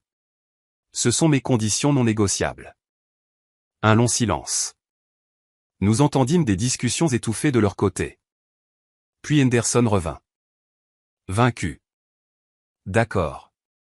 Tout. Nous préparons les documents de règlement. Encore une chose, ajoutai-je. Je veux que ce soit fait en 72 heures. J'en ai assez de vivre dans ce drame. Le temps est compté. Après que Chloé ait raccroché, elle laissa échapper un petit sifflement. Tu as mené une négociation difficile. Propriété exclusive de la maison de ville, un paiement en espèces massif, un aveu enfermé dans un coffre-fort, et Jessica muselée. C'est une victoire totale. Ce n'est pas propre, dis-je en rassemblant mes affaires. Les 72 heures furent un cessez-le-feu tendu. Mon téléphone était, heureusement, silencieux. Je me concentrais sur le travail. Les lignes précises des plans d'architecte, un antidote apaisant au chaos émotionnel. Le matin du 3e jour, on sonna à ma porte. Un coursier avec une épaisse enveloppe de format légal, les documents de règlement du cabinet de Henderson. Au moment où je signais la dernière page, mon téléphone vibra. Daniel. Contre mon gré, je répondis. C'est fait, dit-il, sa voix vide. L'argent est en cours de virement. L'affidavit est signé. La maison est à toi. Tu es heureuse maintenant? Tu m'as ruiné. Mes parents ont dû liquider des actions pour couvrir ton paiement. Le mari de Jessica ne lui parle plus. Tu as déchiré ma famille. Le manque de remords était stupéfiant. Je n'ai rien déchiré du tout, Daniel. J'ai juste refusé d'être avalée tout entière. C'est toi qui as fait ça. Toi, Jessica et tes parents avec vos combines et vos règles. Il laissa échapper un rire amer et étouffé. Tu sais ce qui est le plus tordu? La seule raison pour laquelle j'ai eu accès à l'argent de ce fonds en fiducie pour te payer, c'est parce que j'ai eu 30 ans. La seule chose dans ma vie qui était enfin à moi, et tu l'as prise. Un fonds en fiducie. Bien sûr. La dernière pièce du puzzle. Ça, stabilité symbolique, avait toujours été un héritage garanti. Mes économies durement gagnées n'étaient qu'un outil pratique pour tirer parti de sa future richesse. Au revoir, Daniel, dis-je, et je mis fin à l'appel. Je regardais la pile de documents signés. C'était fini. J'avais gagné. Mais en plaçant l'enveloppe du coursier près de la porte, je ne ressentis aucun triomphe, seulement un soulagement profond hélas. La bataille était terminée. Mais le coup du silence que j'avais exigé commençait à peine à s'installer dans mes os. Le texto de Jessica était une lame de glace, retrouve-moi à Columbus Park maintenant où ton secret part à tous les associés de Fitzgerald Reed avant 17 heures. Je le montrai à Chloé. Elle panique, dit Chloé, parcourant les derniers dépôts. L'indice envoyé anonymement à la SEC via son réseau avait déclenché une enquête de routine sur Wright Holdings. La pression fonctionne. Va, enregistre. Achève-la. Le parc était sinistre. Gris hivernal. Jessica se tenait près de la fontaine vide, son visage pincé par la fureur. Elle n'attendit pas de salutation. Espèce d'incroyable une enquête de la SEC? Les associés de mon mari sont en pleine crise. Ils nous prennent pour des criminels. Je gardai ma voix calme, mon téléphone enregistrant dans la poche de mon manteau. Je n'ai aucune idée de quoi vous parlez, Jessica. Je ne suis pas dans la finance. Ne joue pas à l'idiote, cracha-t-elle en s'approchant. Tu te crois si maligne avec ton avocate et tes enregistrements. Eh bien, j'ai quelque chose pour toi aussi. Elle me tendit son téléphone. Sur l'écran, un document scanné, un résumé de sortie de l'hôpital Northwestern Memorial, datant d'année, avec mon nom et un diagnostic de trouble dépressif majeur. À quelle vitesse penses-tu que ton statut d'étoile montante va chuter quand ça atterrira au RH? L'architecture est un milieu conservateur, Émilie. Il n'aime pas les passifs. Il n'aime pas l'instabilité. La violation était absolue. Voir ce document privé dans sa main me donnait la chair de poule, mais la peur avait disparu, consumée par une fureur plus froide. Vous avez obtenu mes dossiers médicaux privés illégalement, constatai-je, les mots mesurés. C'est une violation de la loi HIPAA. Un crime fédéral. Qui avez-vous soudoyé? Un employé de l'hôpital? L'ancien colocataire de Daniel qui travaille à l'administration? Son sourire narquois faiblit une seconde. Prouve-le. Je n'ai pas à le prouver pour t'envoyer en prison, Jessica. Il me suffit de donner cet enregistrement et ta menace au bureau du procureur des États-Unis. Ils le prouveront. Je fis un pas vers elle. Mais parlons de ton crime. L'argent. Les prêts de Daniel n'étaient pas pour une nouvelle BMW, n'est-ce pas?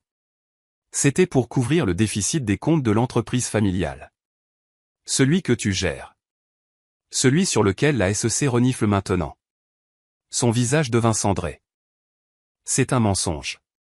Vraiment? J'ai des relevés de transactions. J'ai des spéculations. La SEC adore les spéculations. Ils assigneront tout à comparaître.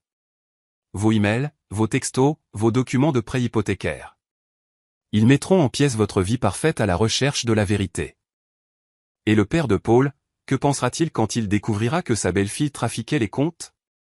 Elle tremblait maintenant, son assurance complètement brisée. Tu ne peux pas, je l'ai déjà fait, dis-je doucement. L'indice a été déposé. La machine est en marche.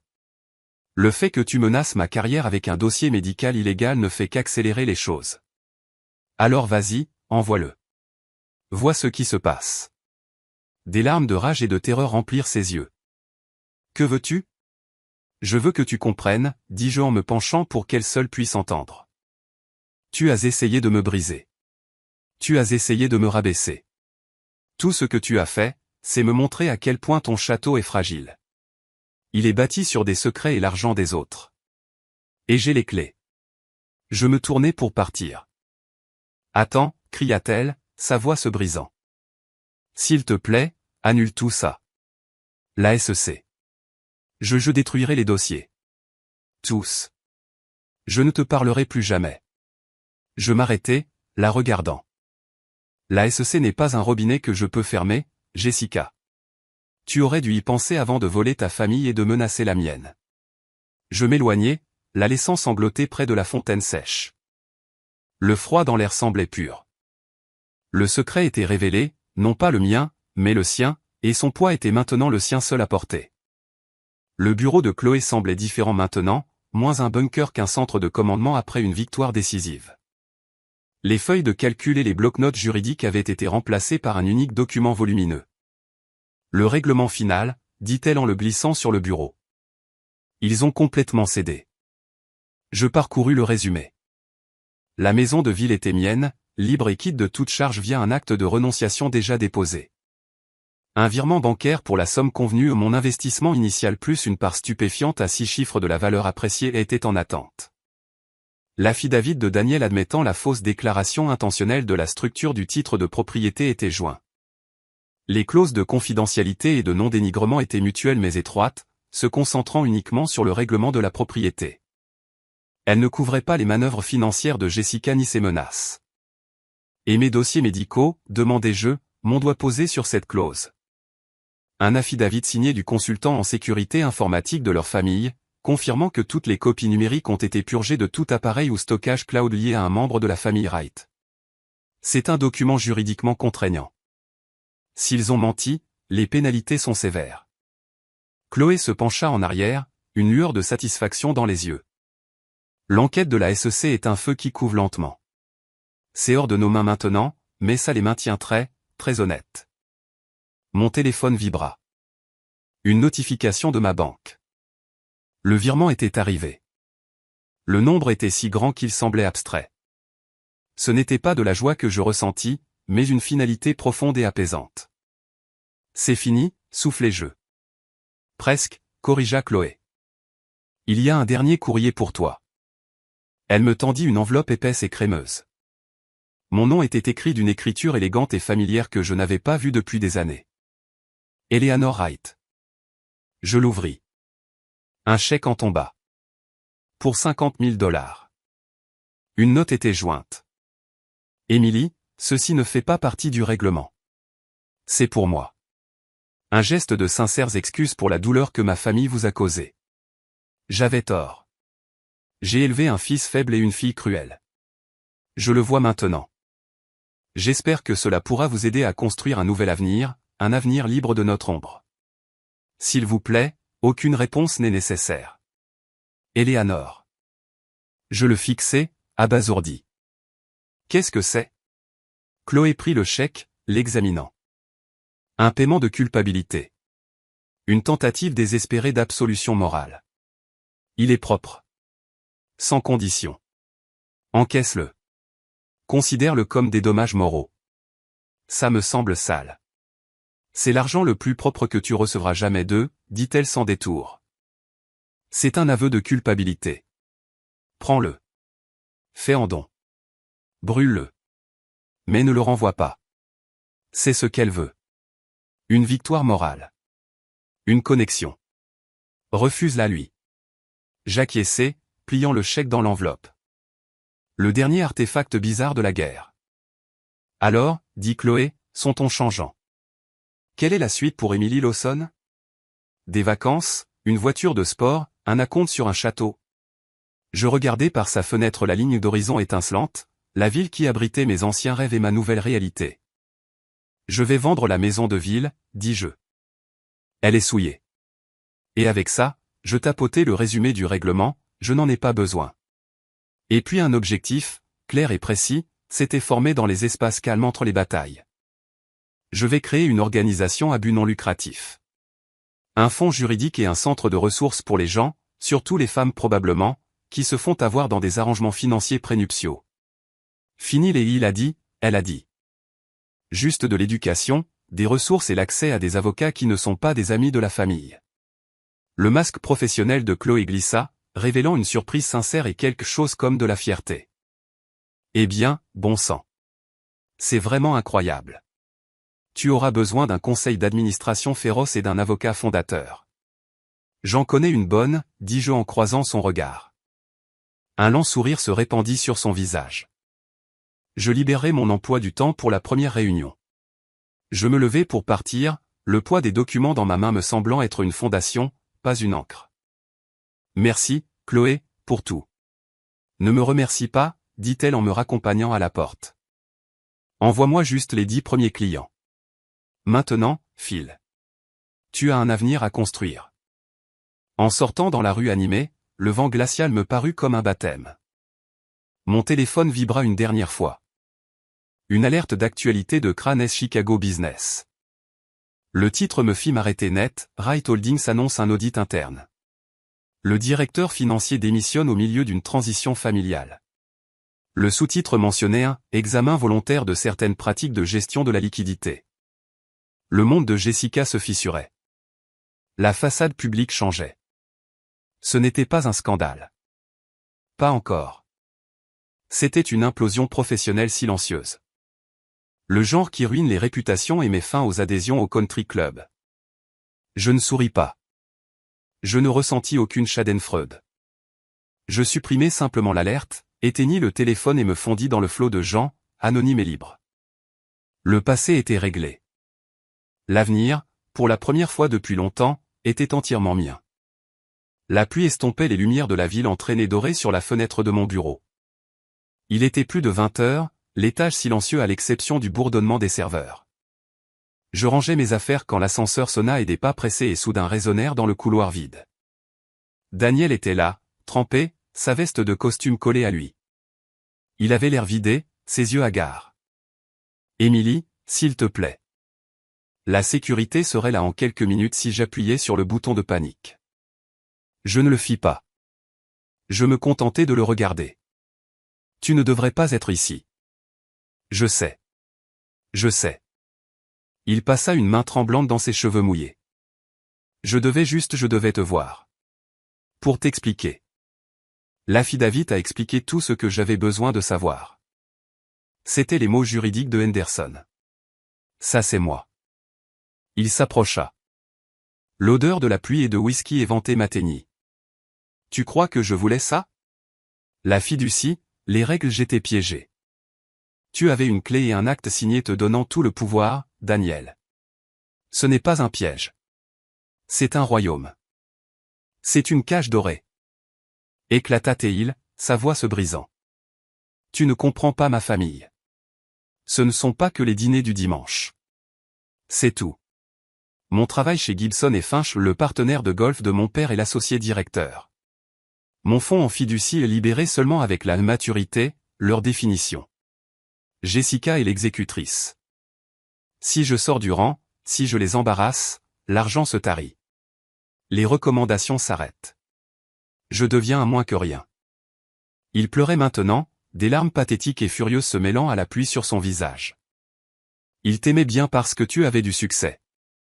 Tu présentais bien sur le papier. Mais tu devais être l'intégré, gérer.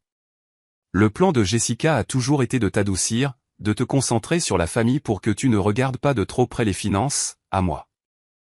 Et quand tu as résisté à la fête, mon Dieu, c'était comme si tu avais déclaré la guerre à tout leur système. Je devais les choisir, eux, ou toi. La vérité brute et laide flottait dans l'air stérile du bureau. Pas une grande conspiration de haine, mais une pathétique machinerie de contrôle.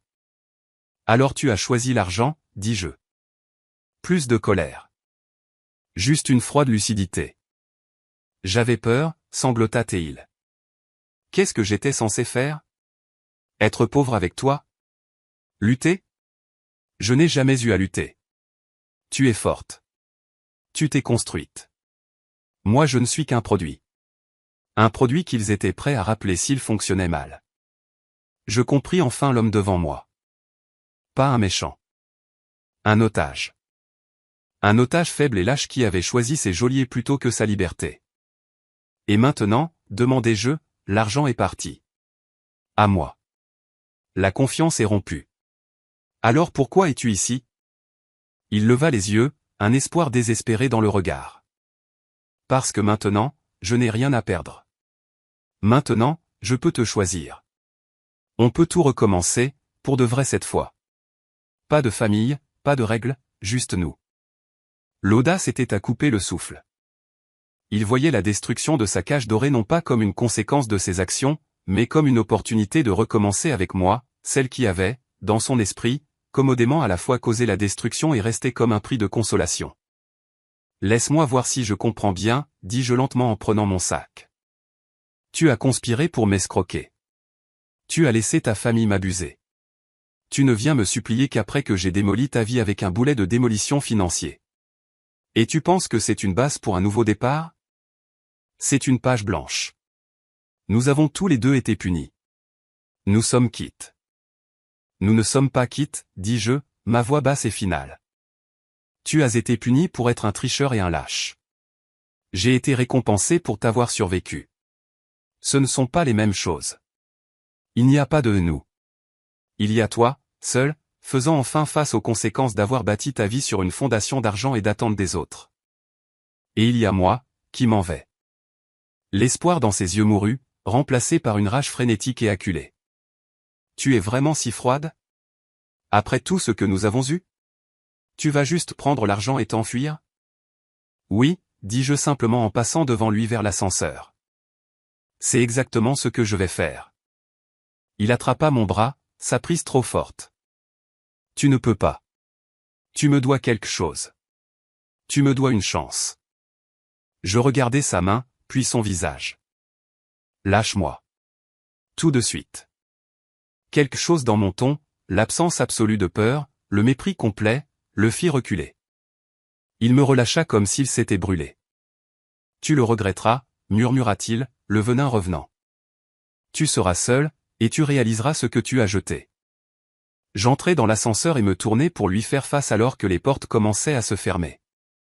Il était une silhouette ratatinée et détrempée de pitié et de rancune dans le hall vide. J'étais déjà seul, Daniel, dis-je doucement. J'étais seul au moment où je t'ai dit oui. Être seul, c'est une amélioration. La porte se ferma, coupant son visage stupéfait et furieux. L'ascenseur descendit dans un silence paisible. Je ne ressentis aucune pitié, aucun amour persistant, seulement une distance profonde et reconnaissante. Il était brisé, mais ce n'était pas à moi de le réparer. Il était simplement une leçon apprise en entier, et enfin, heureusement, terminée. Le panneau, vendu, sur la maison de ville de Lincoln Park était un petit drapeau de victoire satisfaisant. Les documents de clôture finaux étaient dans ma mallette. Mon agent immobilier, une femme perspicace nommée Maria, me tendit les clés de mon nouveau condo. Un espace moderne et élégant dans le West Loop, sans histoire, sans fantôme. Tout à toi, Émilie. Page blanche. Page blanche, acquiesçai-je. Les mots avaient un goût de vérité. De retour dans mon appartement temporaire, les cartons étaient à moitié faits. Mon ordinateur portable était ouvert sur un document de plan d'affaires intitulé « Initiative de partenariat équitable ». Les commentaires de Chloé apparaissaient dans les modifications suivies, trop vagues. Appelle-le par son nom. Le projet contrat de mariage fait peur aux bonnes personnes, et donne du pouvoir aux bonnes personnes. Je souris et fis le changement. Mon téléphone vibra. C'était Marc, le collègue qui m'avait d'abord envoyé les textos accablants sur Daniel. Marc, j'ai vu le panneau vendu. J'ai entendu dire que tu lançais quelque chose de nouveau. Gibson et Finch vient de mettre Daniel en congé administratif. Officiellement pour raison personnelle. Officieusement, les associés pensent qu'il est un passif et une blague. Les textos de vantardise ont circulé après que ton histoire ait été publiée dans Cranes. Je répondis, merci pour l'info. Le nouveau projet s'appelle le projet contrat de mariage, un fonds de ressources juridiques. Peut-être que tu connais des gens dans la finance qui voudraient conseiller. On a besoin de membres du conseil qui ont vu le côté sombre de l'argent familial. Sa réponse fut immédiate, j'en connais quelques-uns. Ils appelleront ça de la gestion des risques de réputation. J'appellerai ça du karma. Compte sur moi. La sonnette retentit. Je n'attendais personne. À travers le Judas, je vis une jeune femme, début de la vingtaine, l'air anxieux. J'ouvris la porte d'un entrebâillement. Émilie Lawson, demanda-t-elle en se tordant les mains. Oui. Je m'appelle Cara. J'étais censé être la nouvelle assistante de Jessica Wright au Family Office. Le poste a été annulé la semaine dernière. Elle a dit que le poste était supprimé en raison d'une restructuration. Elle prit une profonde inspiration. J'ai entendu parler de vous par une amie d'une amie. Elle a dit que vous compreniez les Wright. Je reculai, la laissant entrer. Que s'est-il passé, Cara? Elle s'assit sur un carton de déménagement, son histoire déferlant. Le travail était un rêve. Bon salaire, avantages. Puis, la veille de mon premier jour, Jessica a appelé. Elle a dit qu'il y avait eu un changement. Le travail comportait maintenant une composante de service familial. Je serais censé faire des courses personnelles pour elle, sa mère, parfois même Daniel récupérer le pressing, organiser des fêtes, gérer leur calendrier personnel. C'était beaucoup, mais j'avais besoin du travail. J'ai accepté. Elle baissa les yeux sur ses mains. Puis elle m'a envoyé par email un accord de confidentialité. C'était insensé. Il disait que je ne pourrais jamais discuter de mes tâches, de la vie personnelle de la famille ou de leurs affaires financières avec qui que ce soit, pour le reste de ma vie. La pénalité était l'équivalent de tout mon salaire multiplié par 10. Je l'ai montré à mon oncle qui est avocat. Il m'a dit de fuir. Il a dit que c'était un procès en puissance et qu'il l'utiliserait pour m'enterrer si jamais je sortais du rang. Je sentis une fureur froide. Jessica remplaçait simplement une aide par une autre, cette fois avec une employée légalement bâillonnée. Tu as été intelligente de partir, dis-je. Mais je suis sans travail, et j'ai peur, murmura Cara. Elle était si en colère quand j'ai refusé. Elle a dit que je ne travaillerais plus jamais dans cette ville. Pensez-vous pourrait-elle faire ça? Je pensais au chèque de 50 000 $ d'Eleanor, toujours non encaissé dans mon tiroir.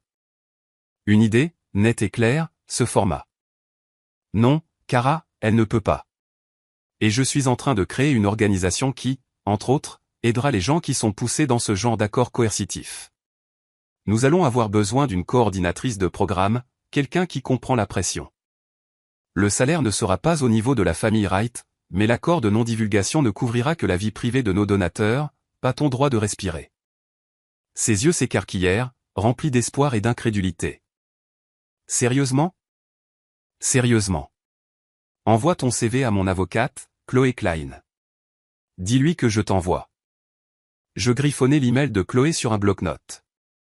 Considère ceci comme ta première leçon dans un environnement de travail sain.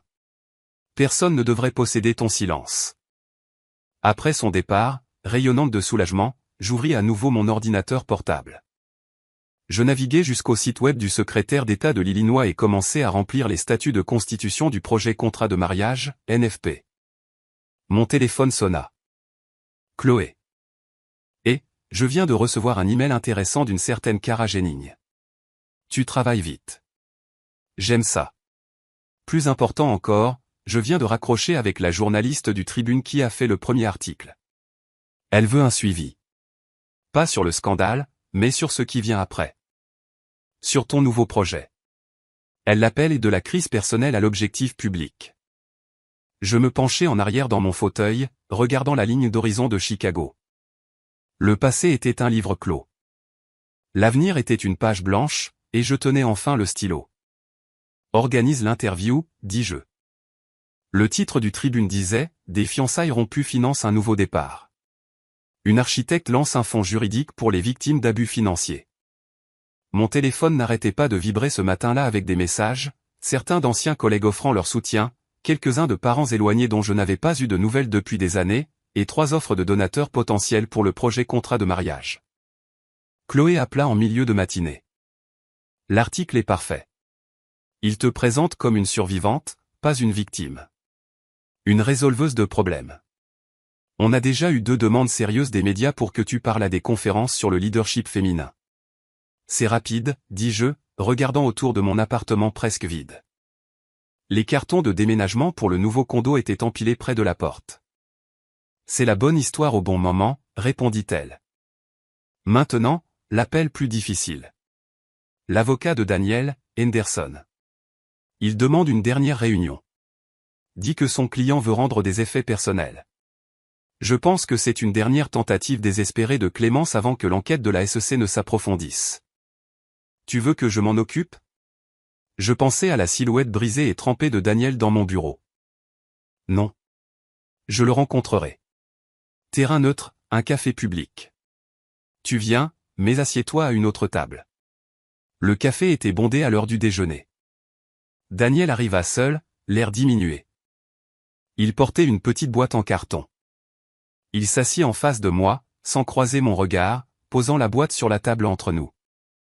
Tes affaires, marmonna-t-il. Quelques livres. Cette écharpe que tu as laissée chez mes parents à Noël dernier. Merci, dis-je, ma voix neutre. Je ne touchai pas la boîte. Il leva enfin les yeux, son regard hanté. L'article du Tribune. Je l'ai lu. J'attendis. Tu m'as fait passer pour un monstre. J'ai cité des faits et des documents juridiques, Daniel. C'est toi qui as fourni le récit. Il tressaillit. Il me force à partir de Gibson et Finch. Séparation à l'amiable. L'ami de mon père n'a pas pu me sauver. Les associés ont dit que mon manque de jugement posait un risque de réputation. Un rire amer lui échappa. Toute ma vie, on m'a dit de protéger la réputation de la famille. Maintenant, je suis le risque de réputation. Il n'y avait aucune satisfaction dans sa chute, seulement une profonde tristesse pour la vie qu'il n'avait jamais eu le courage de revendiquer pour lui-même. Que vas-tu faire? Je pars vers l'ouest. Montana. Un copain a un ranch. Travail manuel. Pas de finances, pas de famille, pas d'attente. Il fixa son café intact. Je suis désolé, Émilie. Pas seulement pour l'arnaque. Pour ne pas avoir été l'homme que tu pensais que j'étais. Pour ne même pas avoir essayé de l'être. C'était la première chose vraie et sans phare qu'il m'ait jamais dite. Pas d'excuses, pas de reproches à sa famille, juste un constat d'échec. J'accepte tes excuses, dis-je doucement. Et je le pensais. La colère avait disparu. Il ne restait que la lucidité. Il hocha la tête d'un mouvement sec et se leva pour partir. Il hésita, regardant la boîte. Il y a une enveloppe dedans. De ma mère. Elle m'a demandé de te la donner. Je ne l'ai pas ouverte. Puis il disparut, se fondant dans la foule du trottoir. Je soulevai le rabat de la boîte. Sur l'écharpe pliée se trouvait une épaisse enveloppe en lin. À l'intérieur, une note manuscrite d'Eleanor et un chèque de banque de 250 000 $. La note était courte. Emily, ceci n'est pas de la part de la famille. C'est de ma part, pour votre projet. Un petit pas vers la réparation de ce qui ne peut être réparé. Ne répondez pas eux. Chloé se glissa dans le siège vacant. Qu'est-ce que c'est? Des fonds de démarrage pour le projet contrat de mariage, dis-je, lui montrant le chèque d'Eleanor Wright. Les sourcils de Chloé se haussèrent. L'argent de la conscience, mais de l'argent quand même. Ça couvrira notre budget de fonctionnement pour la première année. Ironique, n'est-ce pas? Poétique, corrigeai-je, rangeant le chèque. Leur système a créé le problème. Maintenant, ils financent la solution. Mon téléphone vibra avec une alerte de calendrier. 15 heures. Visite finale. Condo du West Loop. Je me levai, laissant la boîte de mon ancienne vie sur la table du café. Je ne pris que l'enveloppe. Prête à aller voir l'avenir, demandai-je à Chloé. Elle sourit, passant son bras sous le mien. Chérie, l'avenir n'attendait que toi pour se montrer. Alors que nous sortions sous le soleil éclatant, mon téléphone sonna. Un numéro avec un indicatif 415. San Francisco. Je répondis. Emily Lawson? Ici David Chin de Sanford Partners Venture Capital. Nous avons lu un article sur le projet contrat de mariage dans le Tribune. Nous avons une branche philanthropique qui se concentre sur la justice économique pour les femmes. Nous aimerions discuter d'une subvention importante. Avez-vous du temps pour un appel la semaine prochaine? Je regardais Chloé, qui m'observait, un sourire entendu aux lèvres. La ville s'étendait devant nous, pleine de bruit, de lumière et de possibilités. Oui, dis-je au téléphone, ma voix stable et sûre. La semaine prochaine est parfaite. Un an plus tard, le centre de congrès de San Diego bourdonnait de l'énergie d'un millier de professionnels. Le sommet annuel, Femmes, Richesse et Bien-être, battait son plein. En coulisses, j'ajustais le microphone sur mon revers. Mes notes, une pensée lointaine. Le titre de mon discours d'ouverture était projeté sur un écran massif derrière le podium, le contrat de mariage, au-delà de la paperasse, concevoir des partenariats de véritable équité. Une main se posa sur mon épaule. Chloé, impeccable dans un costume sur mesure, me sourit. Nerveuse? Même pas un peu, dis-je, et je le pensais. Les nerfs qui accompagnaient autrefois les pensées de prise de parole en public avaient été consumés dans un feu bien plus ardent. Bien, parce que la salle est comble. J'ai vu 3 journalistes et au moins 2 donateurs potentiels à 7 chiffres au premier rang. Oh, et ton nouveau petit ami architecte rôde près du café, l'air insupportablement fier. Une chaude lueur de bonheur se répandit en moi. Michael, un ingénieur en structure que j'avais rencontré lors d'une réunion d'urbanisme 6 mois plus tôt. Son premier cadeau pour moi avait été un jeu de plans pour une cabane dans les arbres qu'il voulait construire pour sa nièce. Pas de clause cachée, pas de fiducie secrète, juste des lignes claires et honnêtes. Le régisseur me fit un signe. Je m'avançai sous les projecteurs. Les applaudissements furent une vague chaleureuse. Je trouvai le visage de Michael dans la foule, son sourire facile un ancrage silencieux. Merci, commençai-je, ma voix claire dans la vaste salle. Il y a un peu plus d'1 an, je me tenais sous un autre type de projecteur. C'était la lumière d'un lustre en cristal à ma propre fête de fiançailles. Et dans cette lumière, on m'a donné une description de poste pour ma vie future. Elle était accompagnée d'une liste de tâches, d'un calendrier de services et d'un manque stupéfiant de salaire ou de partenariat. Une vague de rire complice traversa le public. J'ai posé 2 questions cette nuit-là, continuai-je. Quelles sont les règles? Et quel est le rôle de mon partenaire? Les réponses que j'ai obtenues, ou plutôt le silence et l'esquive que j'ai obtenus, m'ont coûté des fiançailles, mais m'ont acheté quelque chose de bien plus précieux, la lucidité. Je cliquai sur la première diapositive. Ce n'était pas un document juridique, mais un simple diagramme de veine. Un cercle était intitulé « Vos actifs », l'autre « Les actifs de votre partenaire ». Le centre qui se chevauchait était intitulé « Vision partagée, objectifs mutuels ». Nous parlons des contrats de mariage comme des plans de fin de vie pour l'amour, comme si reconnaître la réalité de l'argent polluait en quelque sorte la pureté des émotions. Mais ce qui pollue un partenariat, ce n'est pas une conversation sur les actifs. C'est la présomption des actifs, du travail, du temps, de la bande passante émotionnelle. C'est le règlement non écrit par quelqu'un d'autre que vous êtes juste censé accepter pour maintenir la paix. Je vis des têtes hochées, en particulier parmi les femmes plus âgées. Mon organisation, le projet contrat de mariage, n'aide pas seulement les gens à rédiger des documents juridiques. Nous les aidons à rédiger des conversations honnêtes. Nous organisons des ateliers où les couples cartographient non seulement leurs finances, mais aussi leurs attentes. Qui gère la charge mentale quotidienne? Comment les responsabilités familiales sont-elles partagées?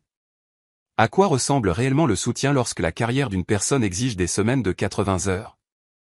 Un véritable partenariat n'est pas un contrat de servitude silencieux. C'est une négociation forte, continue et parfois désordonnée du respect. Pendant les 45 minutes suivantes, je mêlais données et histoires personnelles. Je parlais de l'abus financier dissimulé que nous avions découvert au cours de notre première année, la dette cachée, les maisons secrètement hypothéquées, les fonds en fiducie avec des ficelles attachées comme des fils de marionnettes. Je parlais de Cara, maintenant notre brillante directrice de la sensibilisation, qui nous avait aidé à élaborer des ressources spécifiquement pour les employés poussés à des accords de service personnel contraires à l'éthique. Je ne nommais pas les rights. Je n'en avais pas besoin. L'architecture du contrôle était familière à suffisamment de personnes dans la salle. La prison la plus dangereuse, dis-je, ma voix baissant, est celle dans laquelle vous ne savez pas que vous êtes. Celle décorée avec amour et tradition, où les serrures sont faites de culpabilité et la clé est étiquetée et compromis. Ma mission est de donner aux gens les outils pour inspecter les murs avant d'emménager, pour construire des relations avec des fondations claires et des murs porteurs de respect mutuel, pas de trappes cachées d'obligations. Alors que je concluais, les applaudissements furent tonitruants, une force physique. Je quittais la scène en effervescence, non pas d'adrénaline, mais de détermination. Des mains se tendirent vers moi, des cartes de visite furent pressées dans ma paume. Émilie, c'était phénoménal. Une femme dans un blazer chic m'intercepta. Je suis Lorraine de la fondation de la famille Schmitt. Nous devons parler. Votre modèle est exactement ce que notre comité de subvention recherche. Alors que je parlais avec Lorraine, je vis une silhouette familière et avachie près de la sortie de secours. Daniel. Il me regardait, son expression illisible à cette distance. Il semblait plus mince, marqué par le temps. Il croisa mon regard un bref instant, puis se tourna et poussa la porte, disparaissant dans le couloir. Il n'y avait aucune douleur, aucune colère, juste un faible écho d'une leçon apprise. Il était un fantôme d'un chapitre clos. Je tournai toute mon attention vers Lorraine. J'adorerais organiser une réunion. Laissez-moi vous mettre en contact avec ma collègue, Chloé Klein. Elle s'occupe de notre développement. Le reste de l'après-midi fut un tourbillon de contacts et de conversations. Finalement, m'échappant dans un coin tranquille avec Michael et Chloé, je laissai échapper un long soupir. Tu as tout déchiré, dit Michael en me serrant la main. Je ne savais pas que tu étais si redoutable devant une foule. Je te l'avais dit Chloé en sirotant son eau pétillante. C'est une force de la nature avec un diplôme en droit en réserve. La Fondation Schmitt. C'est énorme. C'est un début, dis-je, mais je souriais. Le travail prenait de l'ampleur, menait sa propre vie. Cela semblait juste. Plus tard, dans ma voiture de location, la Pacific Coast Highway s'étendait devant moi. J'avais une semaine avant la prochaine réunion du conseil d'administration, une semaine de route ouverte, de vue sur l'océan et de silence. Mon téléphone, maintenant heureusement libre d'alerte constante, sonna. C'était Michael. Et sa voix chaude emplit la voiture. Je voulais juste dire que tu me manques déjà et te dire que j'ai obtenu les permis pour le projet de centre communautaire. On commence les travaux le mois prochain. C'est incroyable. Félicitations. Ça l'est. Écoute, je sais que tu es dans ton aventure en solo, et je suis si fier de toi de la faire, mais quand tu reviendras, je pensais mon appartement a une vue plutôt sympa. Et tu n'es jamais dans ton condo parce que tu es toujours au bureau du projet, peut-être que tu pourrais garder une brosse à dents chez moi. Comme un essai pour la brosse à dents, je ris. Le son était facile et libre. C'était une demande simple et vulnérable. Une question, pas une exigence. Ça me plairait, dis-je. Un essai pour la brosse à dents. On pourra négocier les conditions pour les droits de pliage de serviettes plus tard. Nous parlâmes encore quelques minutes. Une conversation facile, confortable, sur tout et rien. Après avoir raccroché, je ressentis un contentement profond et apaisé. Non pas le vertige du nouvel amour, mais la chaleur constante d'une connexion qui ressemblait à un choix, pas à une chaîne. Je me garai sur une aire de repos panoramique. Le soleil commençait sa lente descente dans le vaste et scintillant Pacifique. Je sortis, le vent salé fouettant mes cheveux. Je pris sur la banquette arrière une petite boîte ignifuge et verrouillée. Je l'avais apportée avec moi de Chicago. À l'intérieur se trouvait l'affidavit signé par Daniel, sa confession, le symbole de ma plus dure leçon. Je ne l'ouvris pas. Je marchai jusqu'au bord de la falaise, le rugissement des vagues en contrebas un son puissant et purificateur. Je tins la boîte un long moment, sentant son poids. Puis, avec une finalité calme, je pris mon élan et la jetai par-dessus bord. Elle tourna, un minuscule carré sombre contre l'immense ciel orange, et fut avalée par l'océan. C'était fini, vraiment fini. De retour au volant, je tournai la clé. Le moteur ronronna. Je jetai un coup d'œil au siège passager où se trouvait un épais dossier, la proposition de subvention pour la Fondation Schmitt, des notes pour notre prochaine clinique, un croquis que Michael avait gribouillé d'une cabane dans les arbres ridicule et parfaite. Je souris, mis la voiture en marche et rejoignis l'autoroute, la route sans fin se déroulant devant moi sous le ciel grand ouvert. J'étais seul, mais je n'étais pas solitaire. J'étais libre, et je construisais une vie où ma valeur n'était pas un sujet de débat, mais une pierre angulaire. L'avenir n'était pas un ensemble de règles écrites par d'autres. C'était un littoral que je cartographiais moi-même. Mile après mile glorieux et inexploré.